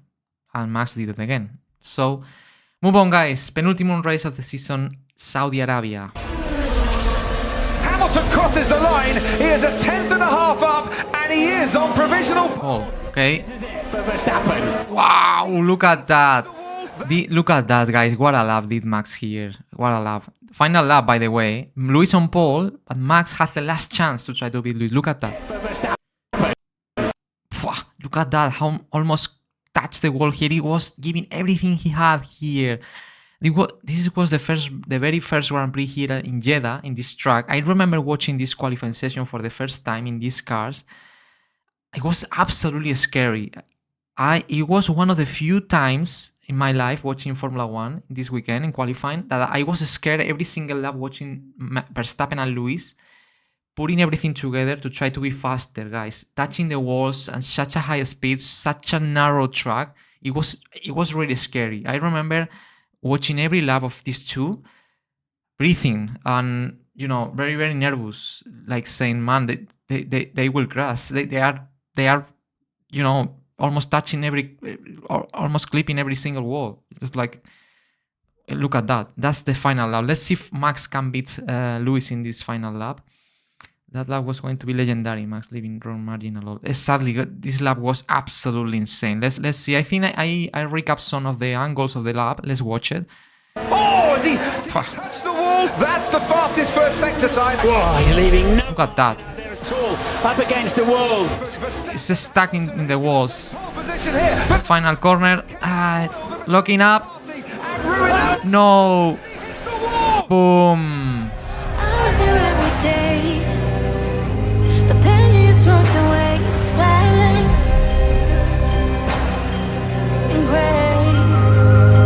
Unbelievable, guys. Unbelievable. That was probably one of the most painful mistakes in the Max Verstappen career. At that time, we are not seeing the sector times, but at that time it was like, I don't remember, 3/10 faster or something like that than Lewis. The lap of Lewis was immense, but this lap was perfect, absolutely perfect, but just little mistake in the last corner, that little lockup, caused him to Max running wide and touch and clip the wall in the rear with the rear tires and rear suspension broken, and that's it. But in the context in the championship context that Max was fighting here, it was probably one of the most painful days for Max, because this time was not a crash when you crash with your rival. It's just your fault. It's your mistake. You cannot blame about the other driver. You cannot blame about the other driver push you wide or crash into you. No, it's qualifying. It was your mistake. You're looking up, you missed the apex, and you lost the lap. So you can. This is the image you are seeing now of Max. I put it in black and white purposely because it's like such a bad moment for a driver, you know, especially for Max, that is a driver that normally don't make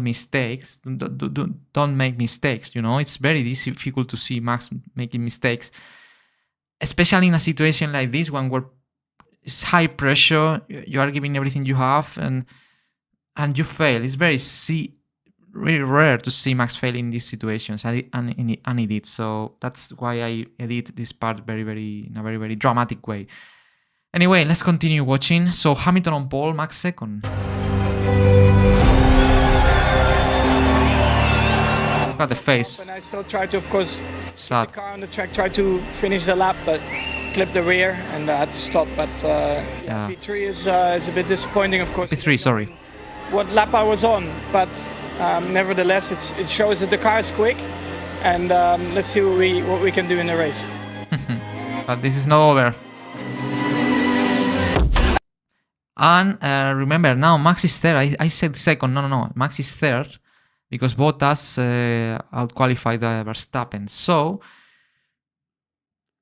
obviously, it's race day. And, you know, it's third place and it's just behind Lewis. It's just at the back of Lewis. So, it has chances to beat him. But, let's see what happens. Let's go for the race start. Remember, guys, 2 races to go. I don't remember now the championship gap between, I think it's 7 points or 6 points. I don't remember now, but it's very tight between Lewis and Max. So 2 races to go. Now the tension is, you know, at maximal level for these 2 drivers. And this race will be absolutely crucial. So they know what is on play. Let's see what happens. It's lights out, away we go. Bottas gets a decent start. Good start. Not good start for Verstappen leads. Hamilton from Bottas from Verstappen, then the Ferrari of Leclerc. Schumacher into the barrier. We've got our first safety car. Valtteri is driving massively off the pace. I agree. That shouldn't be allowed what he does. And he's doing that. And he's doing that, you will see the explanation now, to help Lewis in front, because they have to do double pit stop now because of the safety car. Everyone will take the occasion to change tires. And Bottas try to leave a bit of room to Lewis to don't lose time in the pit stop, Bottas, you know. And at the same time, is slowing down Max as well, so it's benefiting his teammate at the same time. It is legal. It should not be, for me. We were under safety car, but then we moved to red flag. And thanks that Verstappen did not stop, he was able to take the lead under the safety car because he did not stop, and immediately that red flag. So under red flag conditions, all cars can change tires. So, as Verstappen did not stop, can change tires for free and still leading. So that red flag was absolutely crucial and helped a lot to Max to lead in the race. So now, second race start, Max on pole and Lewis second. It's lights out and away we go. Wow, good start for Lewis. Hamilton's got a better start and Hamilton goes in. Uy, uy, uy. Wow. No. Oh. Gets ahead of Lewis Hamilton. Wow, that was not fair. I had to say. Clearly, there Max, cut the chicane and take the lead. Max, but they gave it everything. Obviously, Max at that point knew that if let Lewis pass, probably can lose the race. I think he said, I will not give up. I will not let Lewis pass me, even if I have to cut the chicane. And Lewis is saying, across the whole curve. Stewart. Yeah, we'll accept that. We understand the order will be Ocon, Hamilton, Verstappen.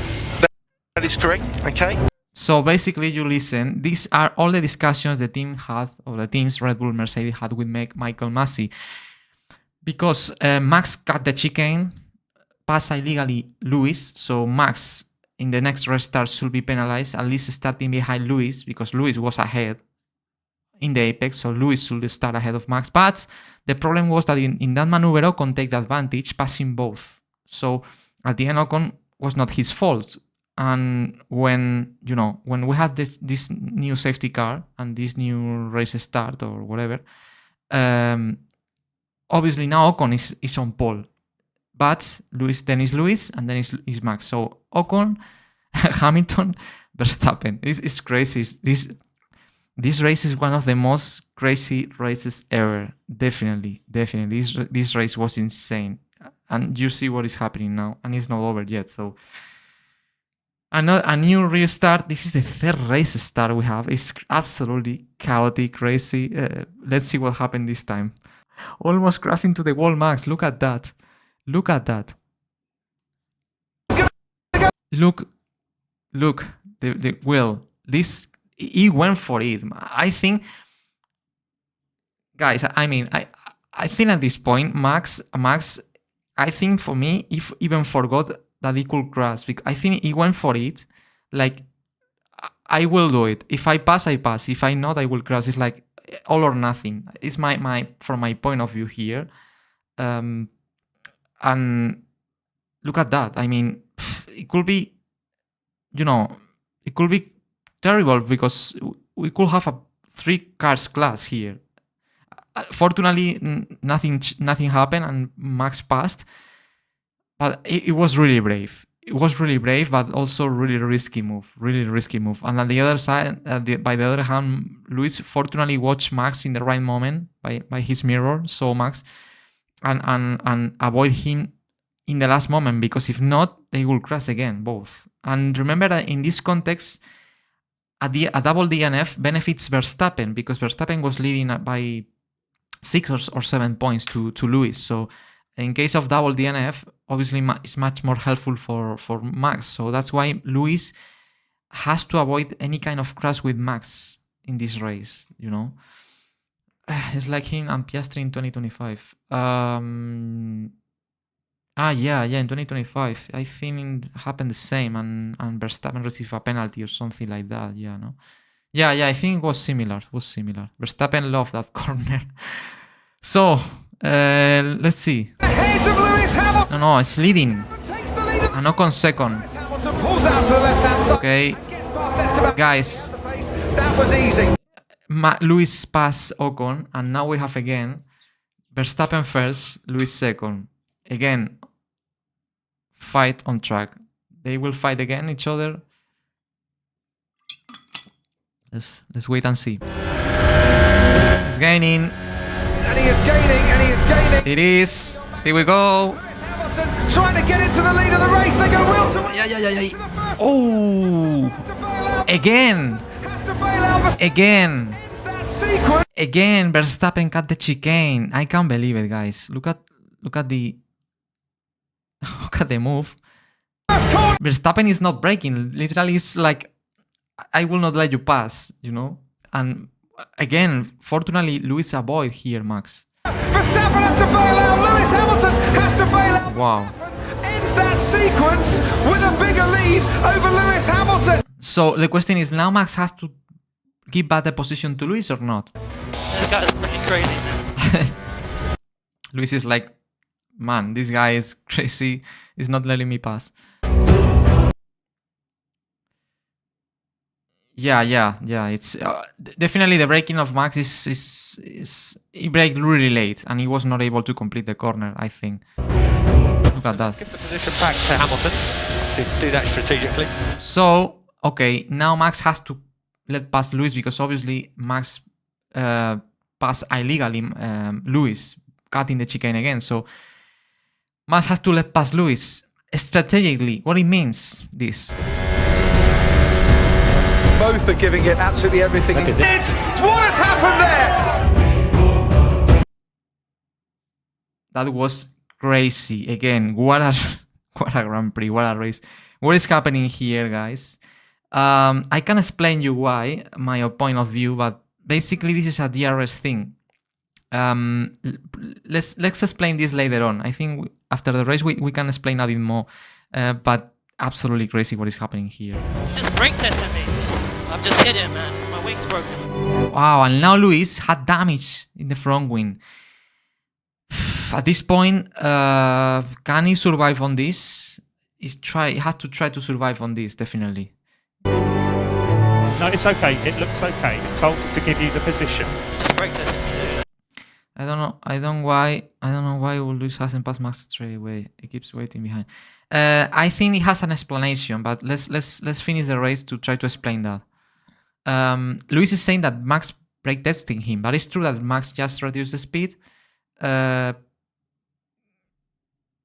Yeah, it's DRS mind games, basically. It's because DRS mind games, basically. But let's explain this later on.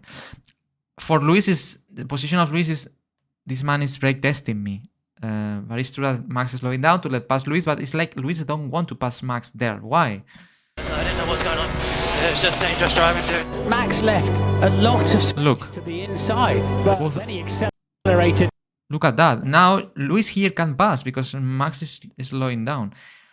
Well, this is my point of view, because I don't know. We have not an official explanation for Lewis, I think, about this, because it's like you said, it's DRS games. Basically, the problem is what is happening here. Okay, both knows that at the end of this straight line there is the white line that decide which driver can activate the DRS.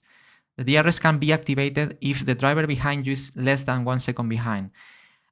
Max is trying to play with that, trying to let by Lewis before the DRS detection zone, because if Max let pass Lewis before the DRS detection zone and Max cross the DRS detection zone after Lewis, in the next long straight, Max have DRS and he can pass Lewis in the next straight and to bring back to the lead again. Lewis is not idiot. He's really intelligent and a smart driver and a world champion. And he knows what he's doing Max at the same time. So Lewis is not past Verstappen because he don't want to give Max the DRS in the next straight line. So at the end, both is a turtle race between two drivers that are trying to cross the line last between these two. You know, that's I think is the thing. That's the problem of this maneuver. Now, question is, should Lewis do that? Can Lewis do that? It's dangerous to do that because at the end you have two cars really slow. If a car behind them is just there and it is going flying by, we can have a very, very scary accident. Seeing two chicanes in the main straight. So it's dangerous, of course. So I think Lewis should pass, but this is mind games. This is championship fight. It's crazy how much context is behind these maneuvers, these mind games. It's insane. But obviously Lewis should pass. That should be the normal thing. So it's like Fernando and Lewis in Canada 2013, if you remember. Yes. That was a good one as well. Where Alonso, both brake, Lewis and Fernando, before the white line. It's true.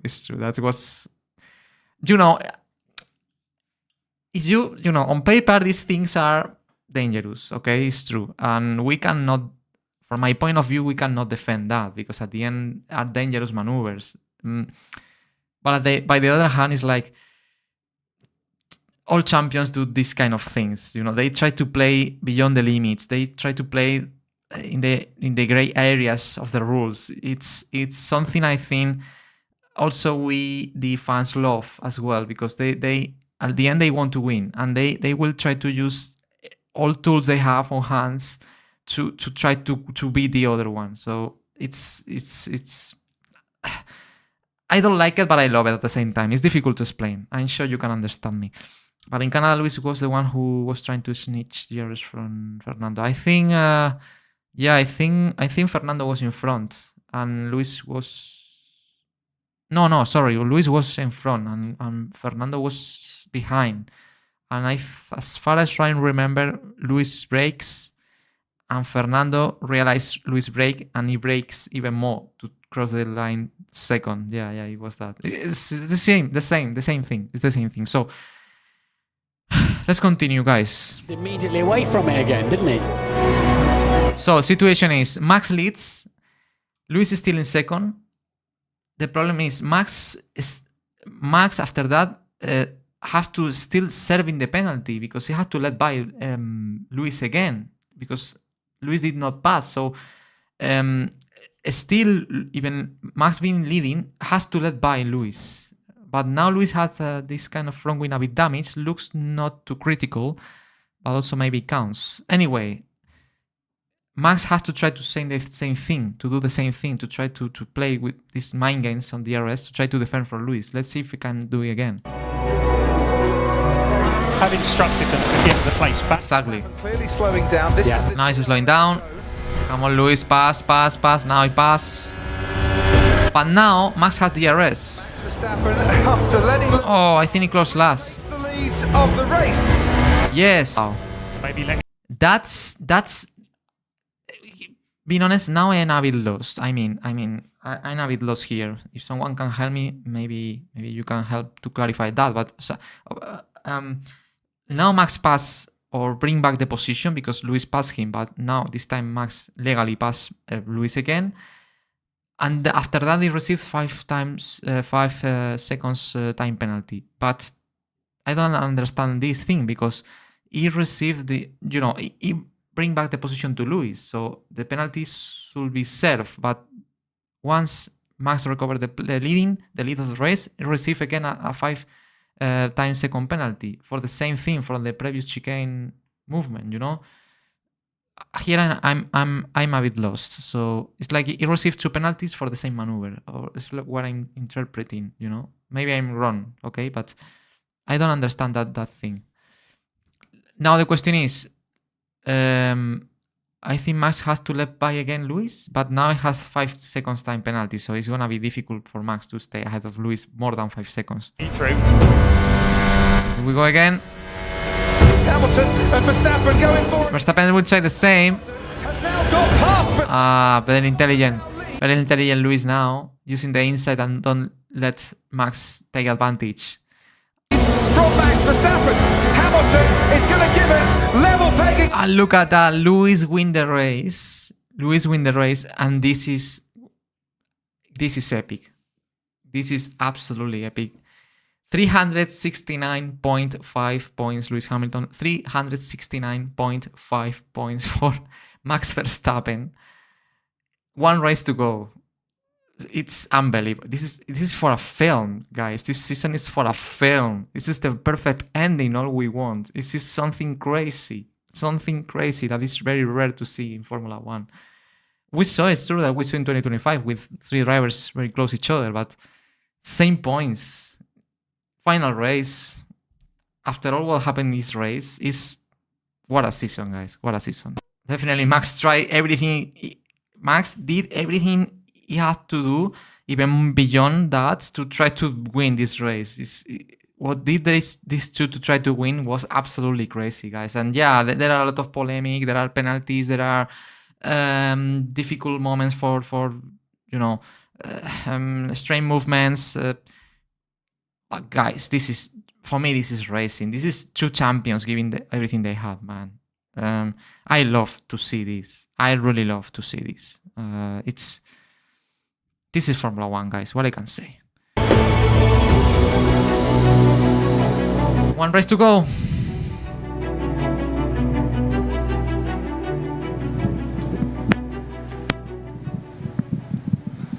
Test. Yeah, you're good. It was not working. Third. How much time did it take to make this kind of documentary? Because it's amazing work, man. I've watched all of them. Oh, thank you, man.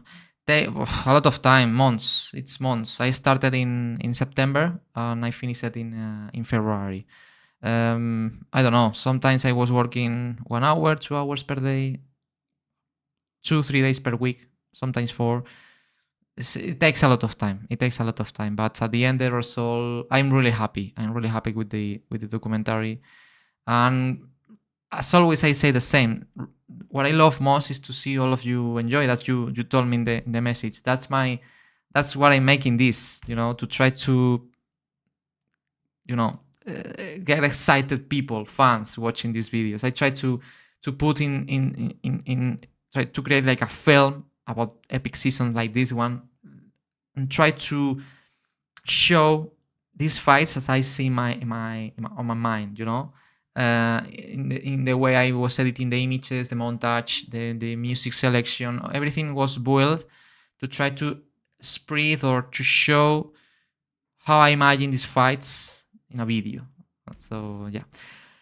Okay, guys, this is the post-race press conference. So now let's listen to the drivers, to Lewis and Max. That's very important to see and listen how they live all what happened in this incredible race, chaotic race.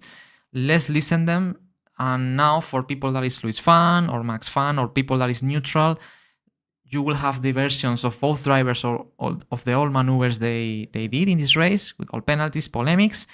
And this is a really nice way to take part in the conversation and to help you to be in one of the two sides or keep being neutral in that regard. So let's listen.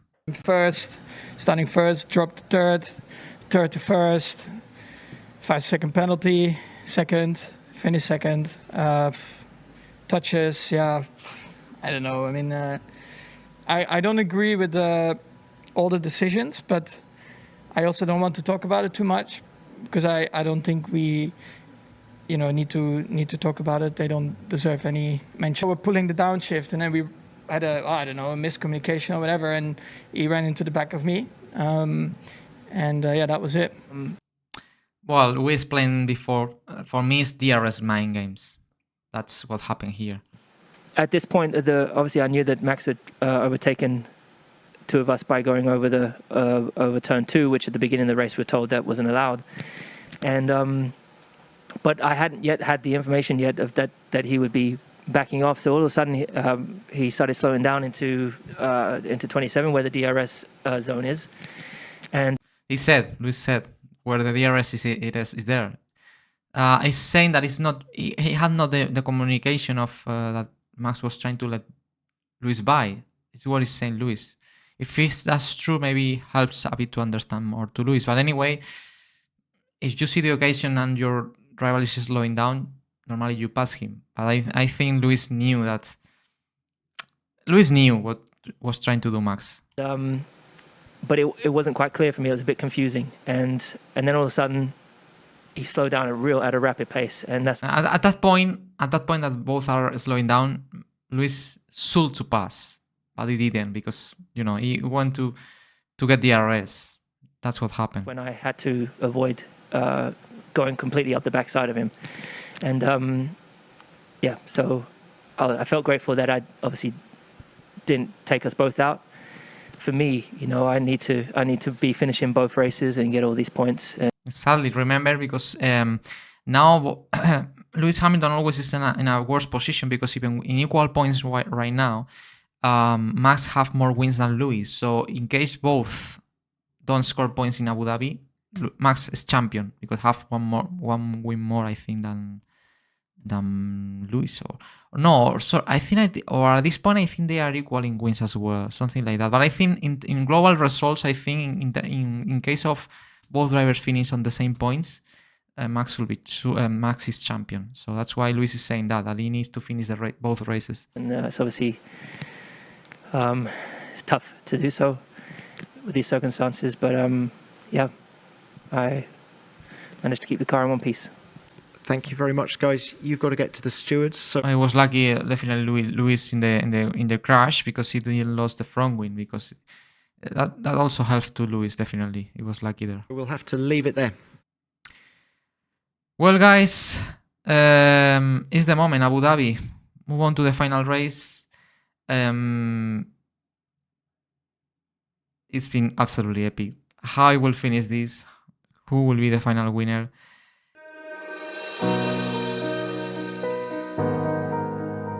Max, Lewis. Lewis Hamilton and Max Verstappen, our world title protagonists. There is the trophy. World Drivers' Championship trophy sits between you. Lewis, if you win on Sunday, it will be your record-breaking 8th title. Max, if you win, it will be your first after last. And that's why, that's one of the reasons, because this documentary is known, or I name it as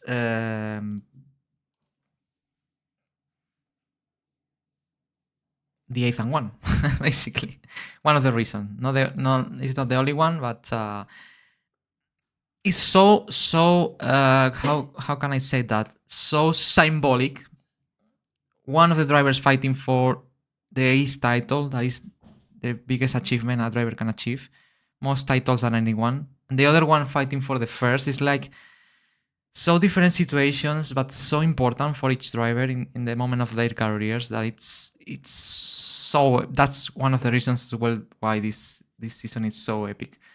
So let's listen Max and Lewis before the last Grand Prix of the season start. Here, I didn't have a lot of hope that we would be sitting here, end of the season fighting for a title. But I think from the start, we were very competitive, and we had some good results, a bit of bad luck as well. But overall, we can be really proud, of the whole team effort, to be sitting here and fighting for this title. Exactly. For Max, it's a great news that he's fighting in the last race for the title. Hey, bro, I saw your videos. They are great. Please make more like Silver Arrow, like the video Ferrari versus Mercedes.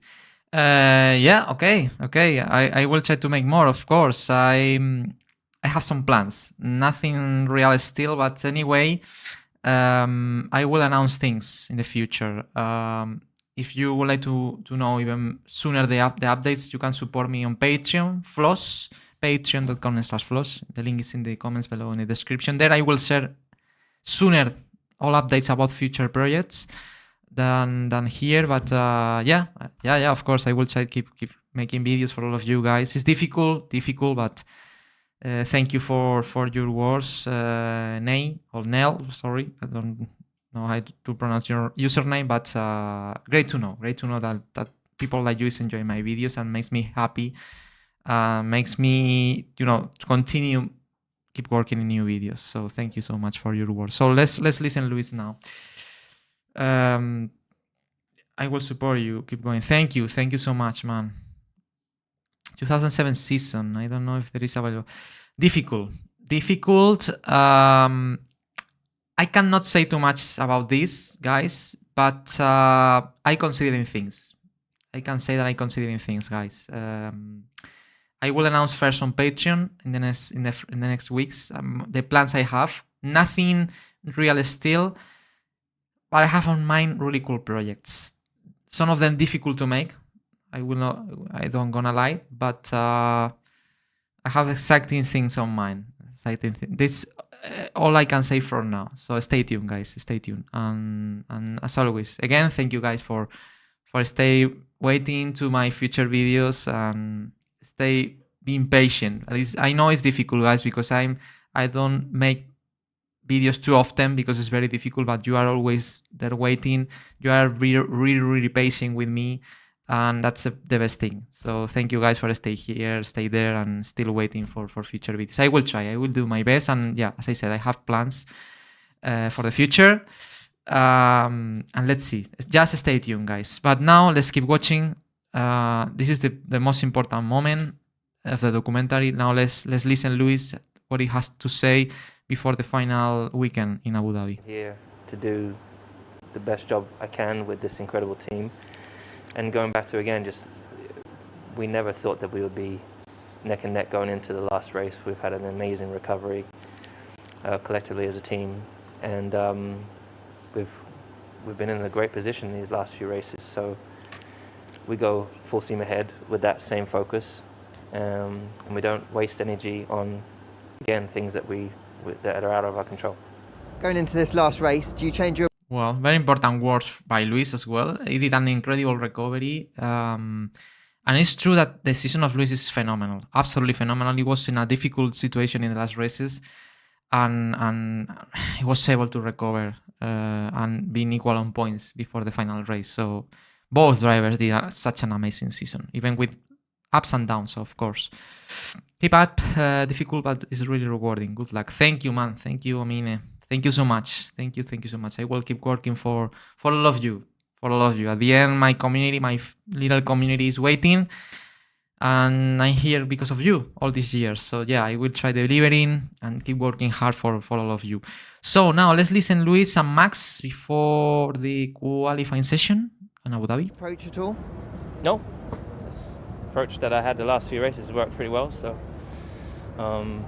again, the question is how do you approach this weekend in comparison to others where you are fighting for the championship? And Luis basically say, no, I'm approaching it as same as every race weekend, just like one more. Like it's not special for me. Even this is the weekend I will be fighting for the title. Just trying to arrive as best prepared. So a lot of training these past days, good recovery. I wasn't out at dinner every night. I was always just in my hotel, and yeah, just excited to get in the car. For us, I think to be in this position already is amazing, you know, especially after last year where they were so dominant. And I'm just happy, you know, to be here and just look back at the season already. We had an amazing year anyway, but of course now we are here as a team. We want to finish it off in style. Will you do anything different when you go wheel to wheel with Max? No. Continue to do what I do. Will it be extra satisfying given how stressful this year has been? To win? Yeah. It doesn't matter in what way, as long we win, that's the most important. Exactly. That's the most important. They want to win, just that. Qualifying. This is the lap of Max in qualifying Abu Dhabi. Long straight back. And look at the car. It's Perez. His teammate is giving a tow to Max in qualifying session. Try to gain speed in a straight line. Pulled out of the way there. Did slipstream Verstappen down the straight towards turn 9. Nice. 2/10 up on Hamilton through the middle sector. Verstappen crosses the line. 1:22.1. Is that good enough to take provisional pole? Looks good. Let's see if Lewis can beat Max. Is it getting quick enough for Lewis Hamilton? Crosses the line. He's not. No. In 2021. No. Verstappen is on pole. Well, it's just pole. It's not the final win, but crucial lap. Perez again helping Max in the qualifying, giving in the tow. And for the moment, Max is in the lead of this title fight, this season finale, in front of Lewis. That is second. Final race and both drivers together in the front row. That's the perfect start, the dream start we all fans want for this season finale. Oh yes! Amazing job, guys. Well done, mate. Great teamwork. Well done. Good job. Very happy Max, of course. The advantage going into tomorrow, starting on that medium tyre, a bit more duration in it. Important. That's very important, guys. In this season in 2021, rules are a bit different than actually, because the tires. There was a rule that the tires you use in Q2, in your final run in Q2, are the tires you have to use in race in the first stint in the race start. And that moment, Max for Q2 use soft tires instead of the medium tire and use Lewis. So basically, Max has to start the race on the soft and Lewis on the medium. So the soft tire is very fragile. So on paper, Lewis should have advantage in long term in the first stint starting on medium instead of the soft that is starting max. Okay, that's the explanation of this question to Lewis. Time will tell, man. Their long run pace was very, very strong. So keeping up with him will not be easy. But if they have the deck that we think that the soft can have, then we might be in a good place. You've been with soft before. Exactly. On paper, the soft tire is not the ideal to start the race. So the tire degradation is high. So Lewis maybe it's an advantage now, starting on medium. A number of times for the World Championship. What do you do tonight? What's your plan? How do you prepare? How do you go to sleep? Same as every race night. So just tonight I'll be here. I'll be just studying. I'll be focusing on looking at past videos and just preparing in the best way. So when I come here tomorrow, I'm already clued up on all the strategy and everything that I need to do. And then there's work to do tomorrow, and I'll get a good night's sleep tonight. That's, well, Lewis is still saying the same. He's obviously won the title 7 times. He was fighting for the title a lot of times, more than 7. He was in a situation like this one multiple times. So he had experience. So for him, I think it's more natural or easier to approach this weekend less nervous, no, to say in some way. No idea, because I'm not world champion. So what I can imagine, I try to imagine that it should be easier, no? When you were in this situation a lot of times in the past. For Max, it will be difficult, but we know Max mentality is so cold, so, you know, consistent mentally, that it's even been his first time. It shows that he can control his emotions very well. But anyway, let's listen Max before the race starts. Lap last night, incredible, absolutely incredible. Tell me, you're starting today on soft, but I mean, you must be having the confidence after yesterday's lap, right? Yeah, I mean, we're feeling good. Let's see what the tyres will do in the race, but we're confident that, you know, the tyres will be decent. So a lot of things, you know, can happen throughout the race with strategy as well. But yeah, at least it's the right tyre for the start. Probably the first time in Not 7 sure. years where you woke up thinking, I might be champion today. How important is the start? Yeah, start is important, but also the rest of the race. You know, a lot of things can happen, and I really expect a tight battle. But yeah, looking forward to it. I think all we expect a tight battle here. It happened during the whole season. Why not in the final race when both drivers are equal on points? You know, it's gonna be incredible. Well, now, guys, in this part of the documentary, you will see a little montage. I think I will not stop the video. I think I will keep running the video until the race starts. But I just want to let you know that this is a special tribute to Max and Lewis before the final race starts for what he did as a racing drivers during the season. And this montage that you will see now, it's connected to these two drivers long time ago when they were kids and they were competing in karting, you know, when they were really, really young. They are connected by that. And as I said, it's a tribute to these two before the race starts, to try to, like, you know, to let know people that this fight is epic, it's gonna be epic. And we are talking about one of the best drivers in the Formula 1 history, one of the best champions. At that time, Max was not champion, but he will be in the future. So, yes, this montage is a tribute to both of them. Let's watch it and let's enjoy it before the race starts.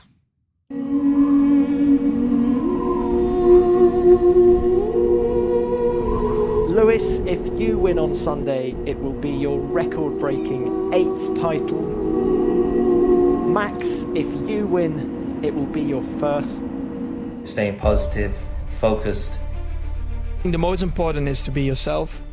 Know that there's nothing you can't achieve. That's the title trophy. Both drivers head to head. You always have to remember what you do it for, and that is, for me, just try to win races. You have to believe in yourself.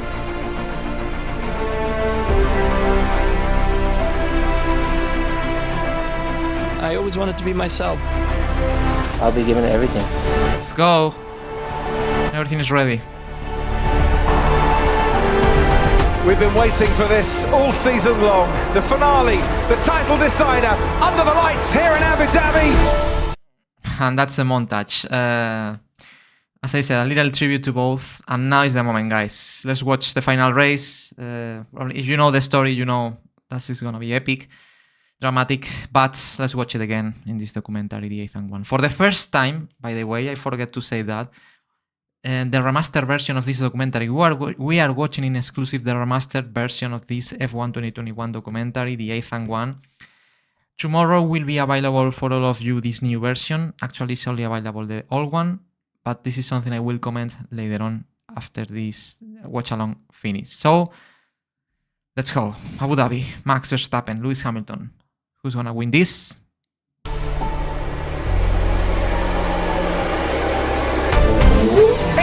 Down, away we go. Let's go. Wow, Lewis flying, is leading. Gets a decent start and he's already ahead of Max Verstappen. Incredible. Even Verstappen is starting on the soft tire that on paper on the start should be faster. Lewis did an incredible launch and passed Max. Hamilton leads into the... But he will not give up. Here we go. Now it's Lewis who is cutting the chicane. Wow, almost crashing the first lap, guys. Remember, they are fighting for the championship. They are equal on points. This is the final race, and they do this in the first lap. Season is incredible. It's incredible. Let me watch it again. I enjoy so much that. Look at that. Look at the braking of Max. He's going for it. Max Verstappen and Lewis Hamilton. Even get ahead in the apex of Lewis, and Lewis decided to took the road escape because he's saying probably, I will not give up. I will not lose the place with this man. I will all for my championship. Almost coming together. Look at that here. He cut the chicane. Basically, he gained advantage. No doubt. Look at the distance now. Lewis Hamilton in the lead, but will he have to give out the place? Yes, to get that back. Sure. Investigation necessary. No investigation. That's, for me, I have to say, I don't understand this. I don't understand why Lewis did not give up the position. Why the stewards decide that? For me, it's clear. It's exactly what Verstappen did in Saudi Arabia. That's one of the things I don't understand of this race. Why Lewis was able to maintain the lead. But let's continue watching. Max Verstappen about to make what should be his one and only. So basically now both Max and Lewis pit. Lewis maintained the stay ahead of Max after the first pit stop, but this is important. Perez decided to stay on track and go for one stop only, and in that way now Perez is the new leader, obviously on all tires. Sun is down.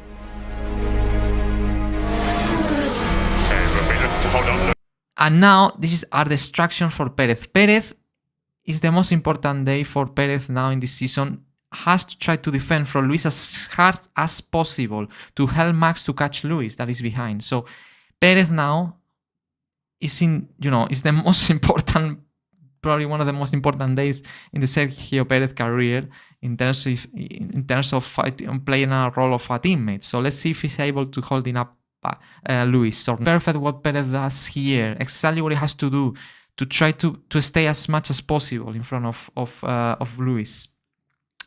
Maybe because Verstappen just dived down the inside, hoping Lewis will back off. But they can't be like this, so it's silly from Verstappen from the beginning. Not sure, man. Yeah, it's true that the dive down. Lewis don't back off, obviously. But anyway, my point of view, I don't understand. I mean, Lewis gained advantage in that maneuver. But anyway. So, Perez is still ahead of Lewis. Gonna hold him up just that little. That lap and a half, he was in front of Lewis. Perez helped Max to catch both. That was absolutely crucial. So, Perez, unbelievable, guys. For me, Checo Perez, as a teammate in this season, what he did here is one of the best teammate roles I saw in my life. That's how you have to defend a position. That's how you have to hold in a driver intentionally. Perfect, guys. That was a masterclass. Great job, Perez. For good measure, so great team play. And now he's letting pass his teammates. Perfect. Oh, Checo is a legend. Exactly, Checo is a legend. Perfect, exactly what he had to do. Absolutely perfect. Absolute animal. Sun's going down. Issue then. For Antonio Giovinazzi. Okay. Could we get a safety car here? Ooh. No option but to put out a virtual safety car there. Verstappen Watch out, safety car, possible safety car. coming in, I think. Box and pit confirmed, please, Max. Verstappen stop. Continues to lead from Verstappen, but Verstappen's now got Luis didn't. a set of the hard compound tyre. Okay, Max take the advantage of the safety car, losing less time, and he's on new tires, but Luis not. Michael, please no safety car. Interferes in the race, please not. Now here Toto Wolff, team principal of Mercedes, is trying to convince Michael Masi, the race director, obviously, that please don't release a safety car because now it's Luis in all tires. All tires. Meanwhile, Verstappen is on new ones. If we have a safety car, obviously the advantage of Max will be massive. So that's why Toto Wolff is trying to avoid a safety car episode here. That's Toto Wolff saying, don't give us a safety car. That's Kimi Raikkonen vibes. Do you remember Kimi Raikkonen not waving? Meanwhile, everyone was waving. Pack up, especially now Max Verstappen's pitted on and is on fresher tyres. Exactly. Christian Horner on that Red Bull pit wall. The pace of the Mercedes is just too strong today, so with Max. Now we are not under safety car. Basically, we had no safety car, just virtual. But the problem is, obviously, Verstappen is like 14 seconds behind Lewis. New tires. But the problem is, in this phase of the race, Verstappen is not being able to be much faster than Lewis. So 10 laps to go, something like that. Yeah, exactly, 2017, you know. As I said, Verstappen is not catching Lewis even on new tires. 10 laps to go. At this moment, looks that Lewis Hamilton is in a very good situation. That's what is saying Christian Horner, that is being interviewed by Sky Sports F1 during the race, in the race live, and he's saying that. Driving his heart out there, but we're going to need a miracle. Exactly. In the last 10 laps. They're going to need a miracle now. To turn it around. He'll give it everything, but the clock's ticking. But this story, this documentary, this season was absolutely epic, and of course, this is not gonna be easy for Lewis. The championship, the season finale has to be resolved in an epic way, and now you will see a montage, guys. I will not explain it here because it's not my mission. Okay, just watch it, make your own conclusions. But basically, this is another montage. It's explaining in my Patreon. I explain it in an exclusive video. Let's watch it, just that, and later on let's explain the thing.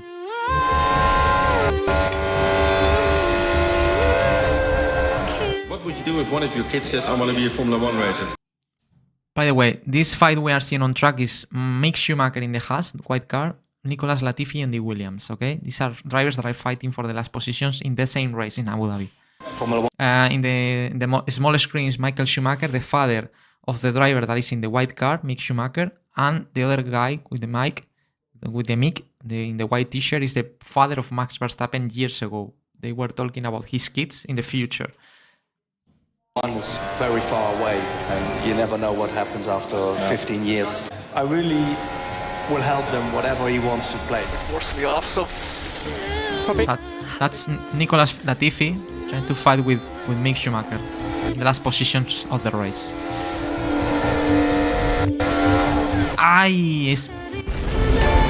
Oh no! Nicolas Latifi! And now this crash can change everything. That will be a safety car. Safety car. There's a set of soft tyres waiting for him. Verstappen pit for soft tyre. Safety car. Negative. Lewis cannot stop. Max did it. Max have soft tires. We have safety car. If the race is released, Max will be behind Lewis in a new soft tire against a hard old tire of Lewis Hamilton. So the championship can be decided basically in the last final laps. And Max has the advantage on tires. That for Lewis is absolutely terrible if the race not finish under safety car. If the race finish under safety car and there is not time enough to clear up the incident, Lewis will be champion. So let's see. Is he right behind me? He will be. With new tyres?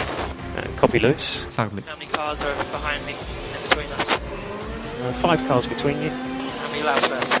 3 when you cross the line. 3 laps remaining. But Verstappen, between Verstappen and Lewis, there are 5 or 4 cars that are lap cars. That's very important to understand, because if a race director don't let these cars by to do one more lap and to rejoin at the back of the queue, in the race restart, Lewis Hamilton will have massive advantage, because if Verstappen have 4 cars in front of Lewis, even on the fastest tire in the final lap, maybe had no time to catch Lewis. Meanwhile, all these cars clear off. So that's important to know as well. He's back, Marcus. You get out of the way. It's exactly what he's saying, Max. Please, guys, remove these cars in front of me, remove these lap cars, let them by, and put me just behind Lewis to fight with him properly. That's the thing. And lapped cars will not be allowed to overtake.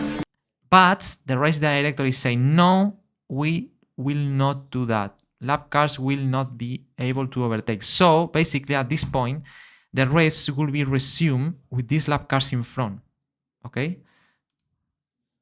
That's good news for Lewis, of course. They're not going to overtake, actually. So we believe they may restart the race like this. Lap cars will not be allowed to overtake. Yeah, of course. Typical decision. Max trying to spice up things. Typical decision, like saying during the whole season they were giving me and putting weird penalties or weird decisions that did not play in my favor. Cars out of the way. Meanwhile, Horner putting pressure on the race director. Please clear up these cars. My driver needs to be behind Lewis because it's not fair. This is what he's saying at Christian Horner. Meanwhile, Michael Masi is saying, just giving me a second. Give me a second. My main big one is to get this incident clear. Okay. Lapped cars to overtake. And now, this is the thing. This is the thing that changed everything. Another decision, now lap cars can overtake the race leader and to rejoin at the back. So a different decision was taken now, and now this decision is obviously giving advantage to Max, because now Max have not these cars in front of him, as you can see. Now it's just directly behind Lewis Hamilton, and of course for Lewis this is not good.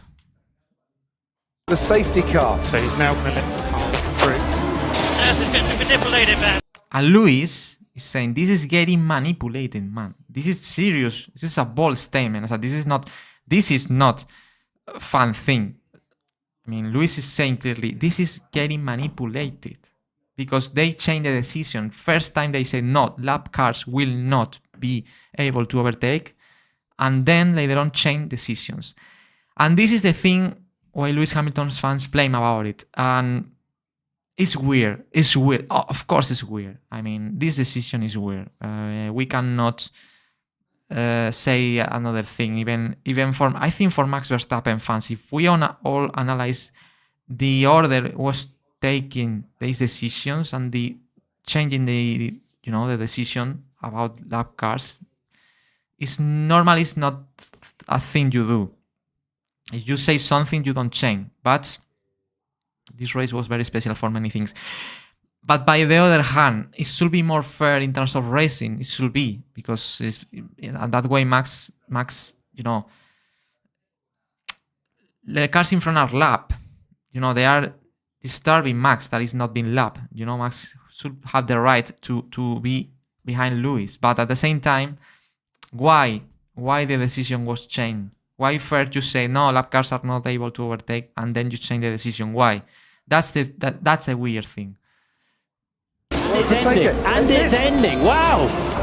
And it's ending. So that means last lap.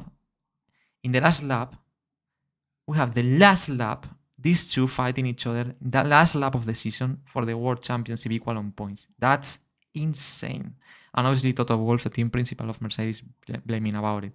Blaming about the decision of getting lap cars go through. This isn't right. This is it, guys. Here we go.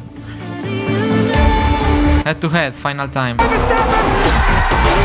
Crazy. Max, go for the lead in the last lap. Dive bomb. You have seen it. Max tried to compromise Lewis' line when the safety car was about to end. Yeah, they were playing games there. Very interesting, very interesting. And Max passed Lewis. And this is people, well, now you will see montage, a lot of different images. Basically, this is people from different parts all over the world reacting to that final lap. What I can say, guys, this is insane.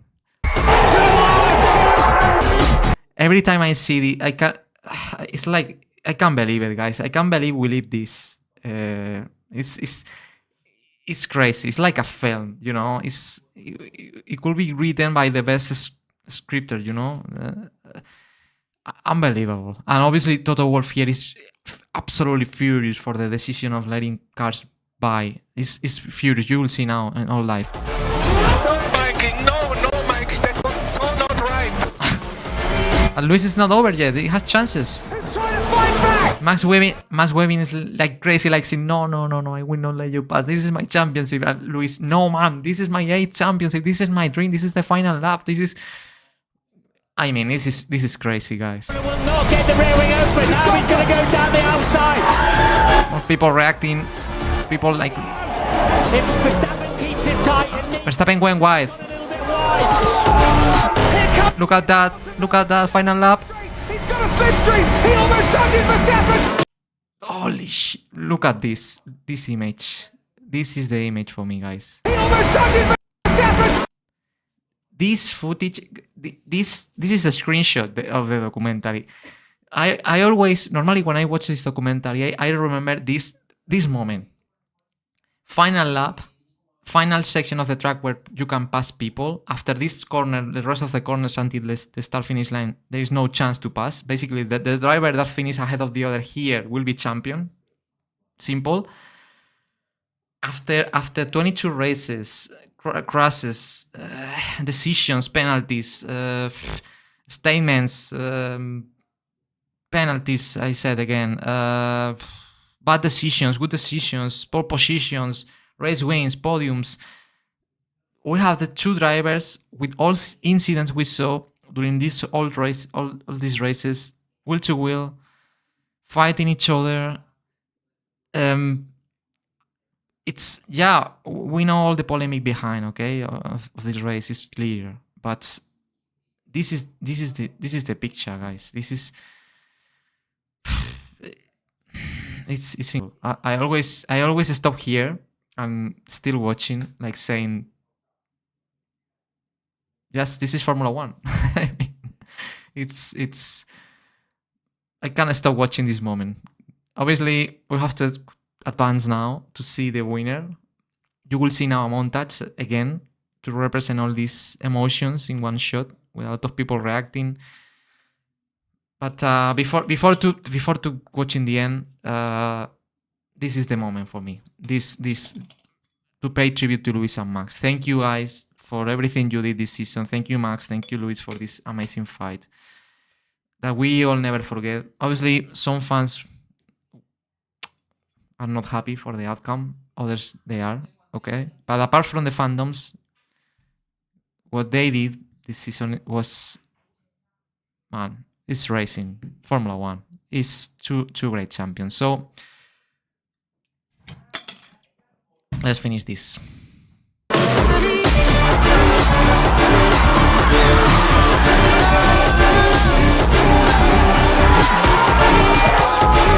Come on, Max! They almost make contact. Verstappen stays ahead.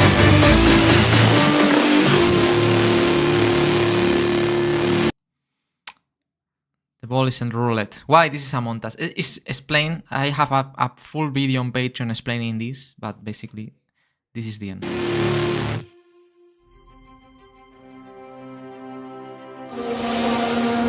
And this is it. They have shared a brilliant championship battle, but the championship can only be won by one. It's going Dutch For Max Verstappen. Max Verstappen, for the first time ever, is champion of the world. Congratulations, Max. First title. I'm sure, I know Lewis Hamilton fans' feelings right now. I know how they feel watching that. I can understand. They can blame about what happened. I completely understand. They have reasons to be sad. They have reasons to be disappointed. I know. I know. I feel sorry for them, really. But by the other hand, happy for Max as well, for the season he did, all what happened there, the sacrifices he did to reach to this point when he finally becoming world champion, his dream, and also makes me happy that it's mixed feelings between Lewis and Max as a neutral fan. But now it's the moment for Max. It happened. It is what it is. It happened in that way. And Max Verstappen was the 2021 Formula 1 world champion. Of course, you can imagine how it was in the radio. Oh my Lord, Max! Oh That was Alex Albon. Alex Albon at that time was third reserve driver in Red Bull and was shouting in the radio to Max, like, "Oh my Lord, Max, what did you do?" Imagine the situation. You are winning the world championship in the last lap of the last race of the season. I will not talk. Just listen, Max. Yes! Oh my God! Oh my God! Crazy. Max Verstappen, you are the world champion! The world champion! And this is the other part of the story. Lewis. It has to be. We cannot imagine these feelings right now because we are not there. We were not 7 times world champions. We are not Lewis Hamilton. But I think we can understand how it felt in that moment in the car. You know, it's like, has to be so.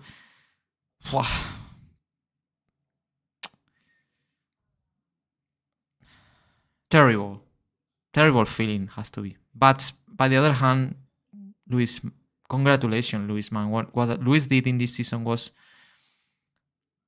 absolutely incredible. If he will be champion, he will be as deserved as he was Max.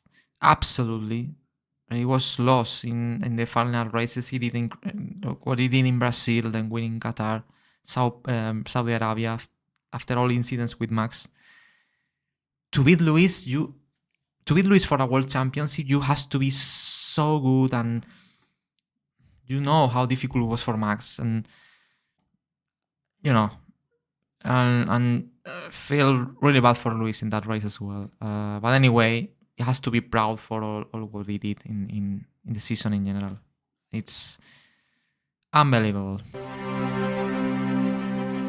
Mikey, what was that? Toto Wolff still crying. Well, You need to reinstate the lap before. That's not right. Toto Wolff, after the race, was trying to convince FIA race director to reinstate the lap before. Can you imagine if that happened? Obviously, did not happen, but it should be. I think it will be worse. I think for Lewis Hamilton in the future it will be worse if that happened, because to win a championship reinstating the lap before after all people celebrating is like the anticlimax. So, but as I said, Mercedes and Lewis had reasons to blame about the situation, about how race director managed this thing. I understand that as well. So I'm not I understand that as well. I understand the frustration. They had reasons as well. And by the other hand, obviously, Christian Horner is super happy. Moto? Yes. It's called a motor race, okay?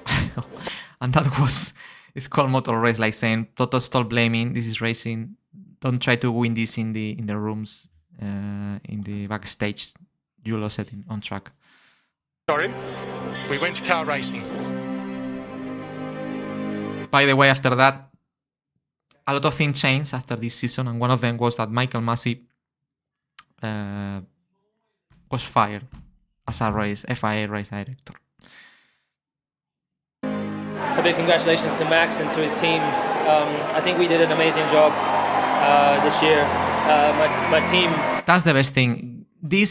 Mina, look. Lewis Hamilton have won a lot of races, a lot of championships, but for me, what did here right now, knowing how he lost the championship, in the circumstances he lost the championship, for me, that makes Lewis the good driver he is and the good sportsmanship he is. You know, to have the commitment and to swallow what he live in that race and go to Max and hugging him and to say congratulations, for me, that moment have much more value than his 7th titles, because it's so difficult after the way you lost to go there and to say congrats Max for the winnings. I think it has to be so difficult after all the frustration you have to feel. For me, that moment for Luis, but he did it immediately after the race, even, because if he will do it the next season or months later, for me, it has not the same value. But to do that in that moment, for me, has more value than the 7 titles Lewis Hamilton have. For me, that's the best thing what he did there. And I always say the same, and I will keep saying that. That's sport, and that's respect for what you love, for me, in my opinion. Everyone back at the factory, all the men and women we have and here worked so hard of this whole year. It's been the most difficult of seasons, and I'm so proud of them, so grateful to be a part of the journey with them. And we gave it everything. This last part of the season, we gave it absolutely everything, and we never gave up, and that's the most important thing. Bravo, chapeau for Luis. Nothing to say here. For me, that makes me proud of being. Let's say I cannot say that I'm Lewis Hamilton fan. My driver is Fernando Alonso, but I admire as well drivers like Max, Luis, and one of the reasons because I admire Luis is because of that. And of course, now it's time for Max. What a season! World champion, deserved as well. In an epic season, beating Lewis Hamilton, 7 times world champion, and I mean, Max did an incredible job. It just means a lot. I mean, it's my life. Once you achieve your life goal, your life mission, it's just something truly incredible, but also not only for me, but for my whole family, because they also had to live for me. All of this now, just rest. This hasn't been for nothing. And that's something which is very special. I need to be back in that mindset for next year, where I'll try to defend the title. But also a thing I'm looking forward to is to drive around with number 1. You will take the number 1? Yes. And sadly, you can see the Max Verstappen wars. Hi Joshua, welcome. Max Verstappen wars after winning. How all the sacrifices he put together to come to this point to be champion. Perfect, absolutely perfect words from Max. To understand what it means for Max, this title as well, this championship, it's absolutely epic, guys. And yeah, I'm sure Lewis Hamilton fans were not happy. I know the story. Max Verstappen fans will be probably the best day of their lives, this one. I cannot imagine if he will be my driver. I will be like cheering like crazy. But I mean, it makes me happy to see Max winning as well, because he did an incredible season. He won most of the races, most races than anyone, leading more kilometers than anyone. He did an incredible season, and also deserves to be champion as well. And this is the start of a new era. From now, you know that Verstappen will still winning, but here is the point when Max Verstappen becomes champion. And that's the thing. That's the story, guys. What an iconic battle. What a championship. This is the 8th and 1.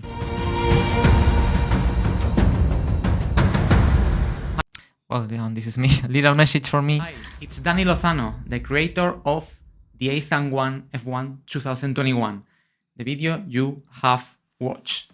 I really hope you enjoy it. You can support my work as a video editor clicking or touching one of the 2 buttons you have below this video, the Patreon button and the donate button. It's your decision. And if you decide to do it, thank you so much. Your support, it's really important to keep making these videos. Thank you. Well, this is the message you can see on the end of the video. Basically, this is a way people can support this project. These buttons are on my website, dannyfloss.com. The video is available. The link is available in the description and in the comments below. And basically, yeah, if you go to the video, basically, here are the buttons. In case you would like to support my work donating, or my Patreon page on my website. Basically, this is the documentary, guys. After that, there is a credited scene that is different to what you saw in the original version of the 8th and 1. I created a very cool credits scene that I will not share with all of you here in this watch along, because I will let you watch it for yourself when you watch the remastered version of this documentary. The credits scene that is very cool, with new music, new graphics. And before, well, this is the end of the watch along. I really hope you enjoyed the story, but as always, I would like to dedicate a section to the fans of this video of my documentaries, the 8th one, okay? As always, you know the story. First of all, thank you guys for staying very active in the chat, because I saw a lot of people in the chat in this watch along. Was really nice to share with all of you the documentary and commenting with you. It's much more funnier when you are here. As always, as I said, this section is for fans of my work. The 8th one, you know, the 8th one. This is the documentary we were watching. This is the official cover. The 8th one is the name of the documentary we were watching. Important, guys, important. First of all, you can watch the documentary on my website, daniflos.com. As I said, link in the description and in the comments below. I will place also a link. But the version that is actually on the web is not the same we were watching right now. The graphics in this version that we were watching now is much better. The sound quality is much better. There are special scenes like the credits that I will not show here that are much better than in the original version. The original version is what actually is on the web, that is this one. But tomorrow I will officially release the remastered version of this documentary on the web. Actually, it's not possible to watch, but tomorrow I will release this remastered version, and I will be on live again with all of you to explain to you the differences between the original version that is actually on the web and the remastered version I did, okay, previously. We were watching previously, that will be available from tomorrow, okay? Tomorrow you will be able to watch the same version for yourself. I absolutely love your documentaries, better than any other F1 docs. Thank you. Thank you, man. Thank you. Well, true. Thank you for your words. Makes me really happy to read that. Thank you, man. Thank you so much. And as I said, tomorrow I will officially release the remastered version of the documentary.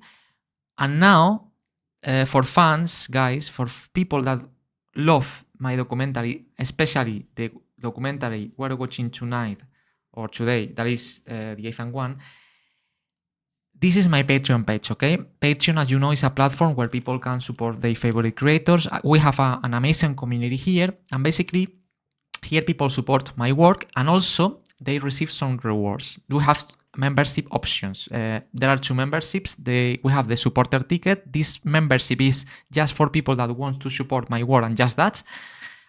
And we have the premium pass. The premium pass is another step ahead. This is for people that want to support my work on these documentaries and at the same time to receive rewards or benefits, okay?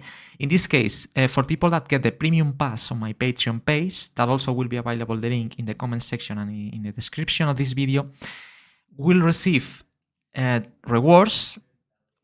It's supporting my work much more as well, and will get access to my Patreon feed that actually have more than 100 posts. And your name will be written at the end of every new video and documentary. Your username on Patreon will be written. If you see my documentaries in the credits section, normally you see some names that is from people that is supporting my work here on Patreon, on in my edits. At the end of my edits, you can see some names written. This is people that is supporting my work here on Patreon.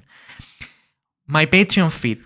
Okay, my Patreon feed, I was working on my Patreon feed more than 9 years, guys. So I have or 7 years. So I have a lot of content here. I will not show you everything I have here.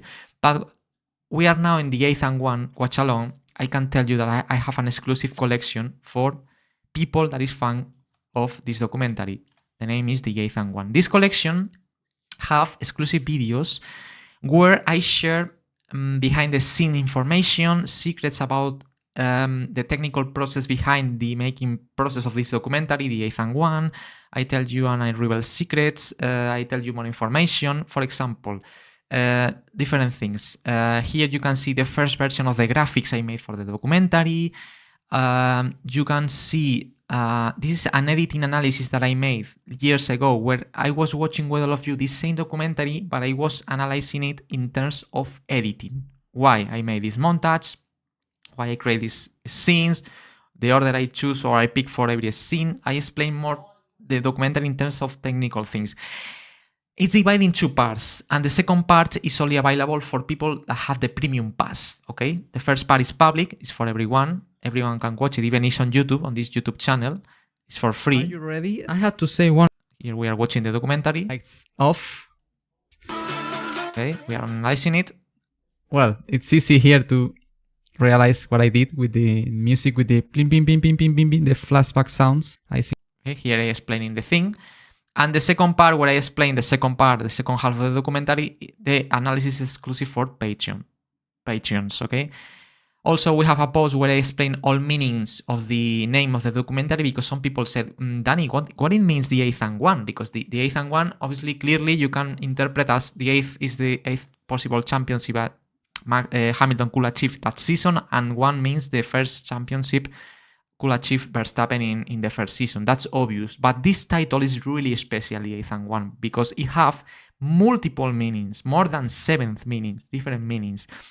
All these meanings are explained for Patreons, okay? This post is log for people that is not Patreon, and people that is part of my community have access also, for example, to this information. Or the story behind the first block of my documentary. This documentary, when I uploaded to YouTube for the first time, was only online 1.5 months because it was blocked by YouTube. What is the story behind? In this full post, I explain the whole story behind the blog by YouTube of this documentary, and including all difficulties I have to post this documentary for the first time on YouTube. That was insane, the difficulties I had to post the documentary for the first time on YouTube before to be blogged. It was insane. Everything is explained in this post, for example, available for people that get the premium pass on Patreon. The official song list also as well, where Patreons can get a full list and to listen each song that sounds in the documentary, to know the name of each song, and also they will get access to an exclusive playlist on YouTube that I create by myself, where you can listen by order all songs that sound in this documentary, order in appearance, you know, one by one. With a name, you can find the name, you can listen individually every single song, and in that way, you don't need to ask every time, what is the name of the song that sounds in this moment of the documentary? I would like to know. In this list, you will have all songs of the documentary. This is another exclusive post that have access to the Patreons.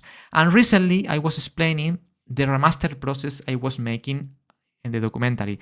I create a visual guide where you can see the new graphics, the differences with the original graphics in terms of design, why the new graphics are much better, the changes I made, why I made the changes in the graphics, what it means these new graphics, a lot of information and comparison with design graphics, real examples. I show you the real examples.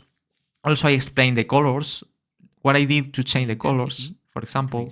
Clear. Also, the Ineos war at the top, in the red background, you can see how it's not gray into green. Maintains the white color, it's much more vivid. Here, for example, the Honda leathers are much more shiny than the Petronas leathers at the rear wing of the Lewis Hamilton car. This is a 20 seconds preview of the full video that is around 6 minutes long, where I explain how I work in colors to remaster this documentary, the plugins I use, the changes I made with the colors, why I create a new grading to edit this documentary for a second time and to remaster it. Very interesting post for people that really love these technical details. Also here I explain the new features of the remastered version that we have watched recently. I explain different changes, some minor changes where you can see the roulette, for example, with that ball. In the past was not like that, it was not so visible. Now it's in full screen. Also I create different transitions where you can see Lewis Hamilton and Max Verstappen in the same image, a very cool montage that I extract for. Basically here is I explain all features the new remastered version have, one by one. Very interesting as well to understand all work behind the remastering process of the documentary. And basically, this is just a few part of all you can get access being part of my Patreon page. As I said, this is for fans. And the way you can become member, Floss Plus member, and to get access to this all exclusive content. Why I create this exclusive content? Because people that support me on Patreon deserve a bit more from me. So that's why I try to create exclusive content for them. I know they love my videos, and sometimes they ask me about things and internally about how I make these documentaries. That's why I offer a bit more for people that is here on Patreon.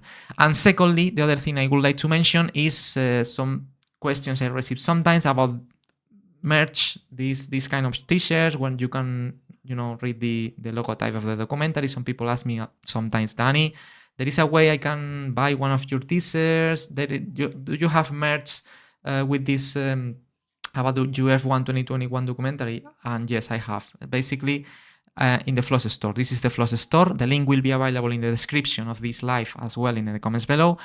And in the Floss store, there are merch for different documentaries, and we have a section with the merch of the 8th and 1. This is a section where you can get the t-shirt I have right now, the t-shirt I'm wearing, this one, not only in purple. You have you can get it on black. That is also very beautiful. This is the color version where the logotype with the stars of Max and Lewis in the championship fight is in color, just like in the thumbnail, and also the title is in color. There is another version that is the logo and the characters, the letters are in black.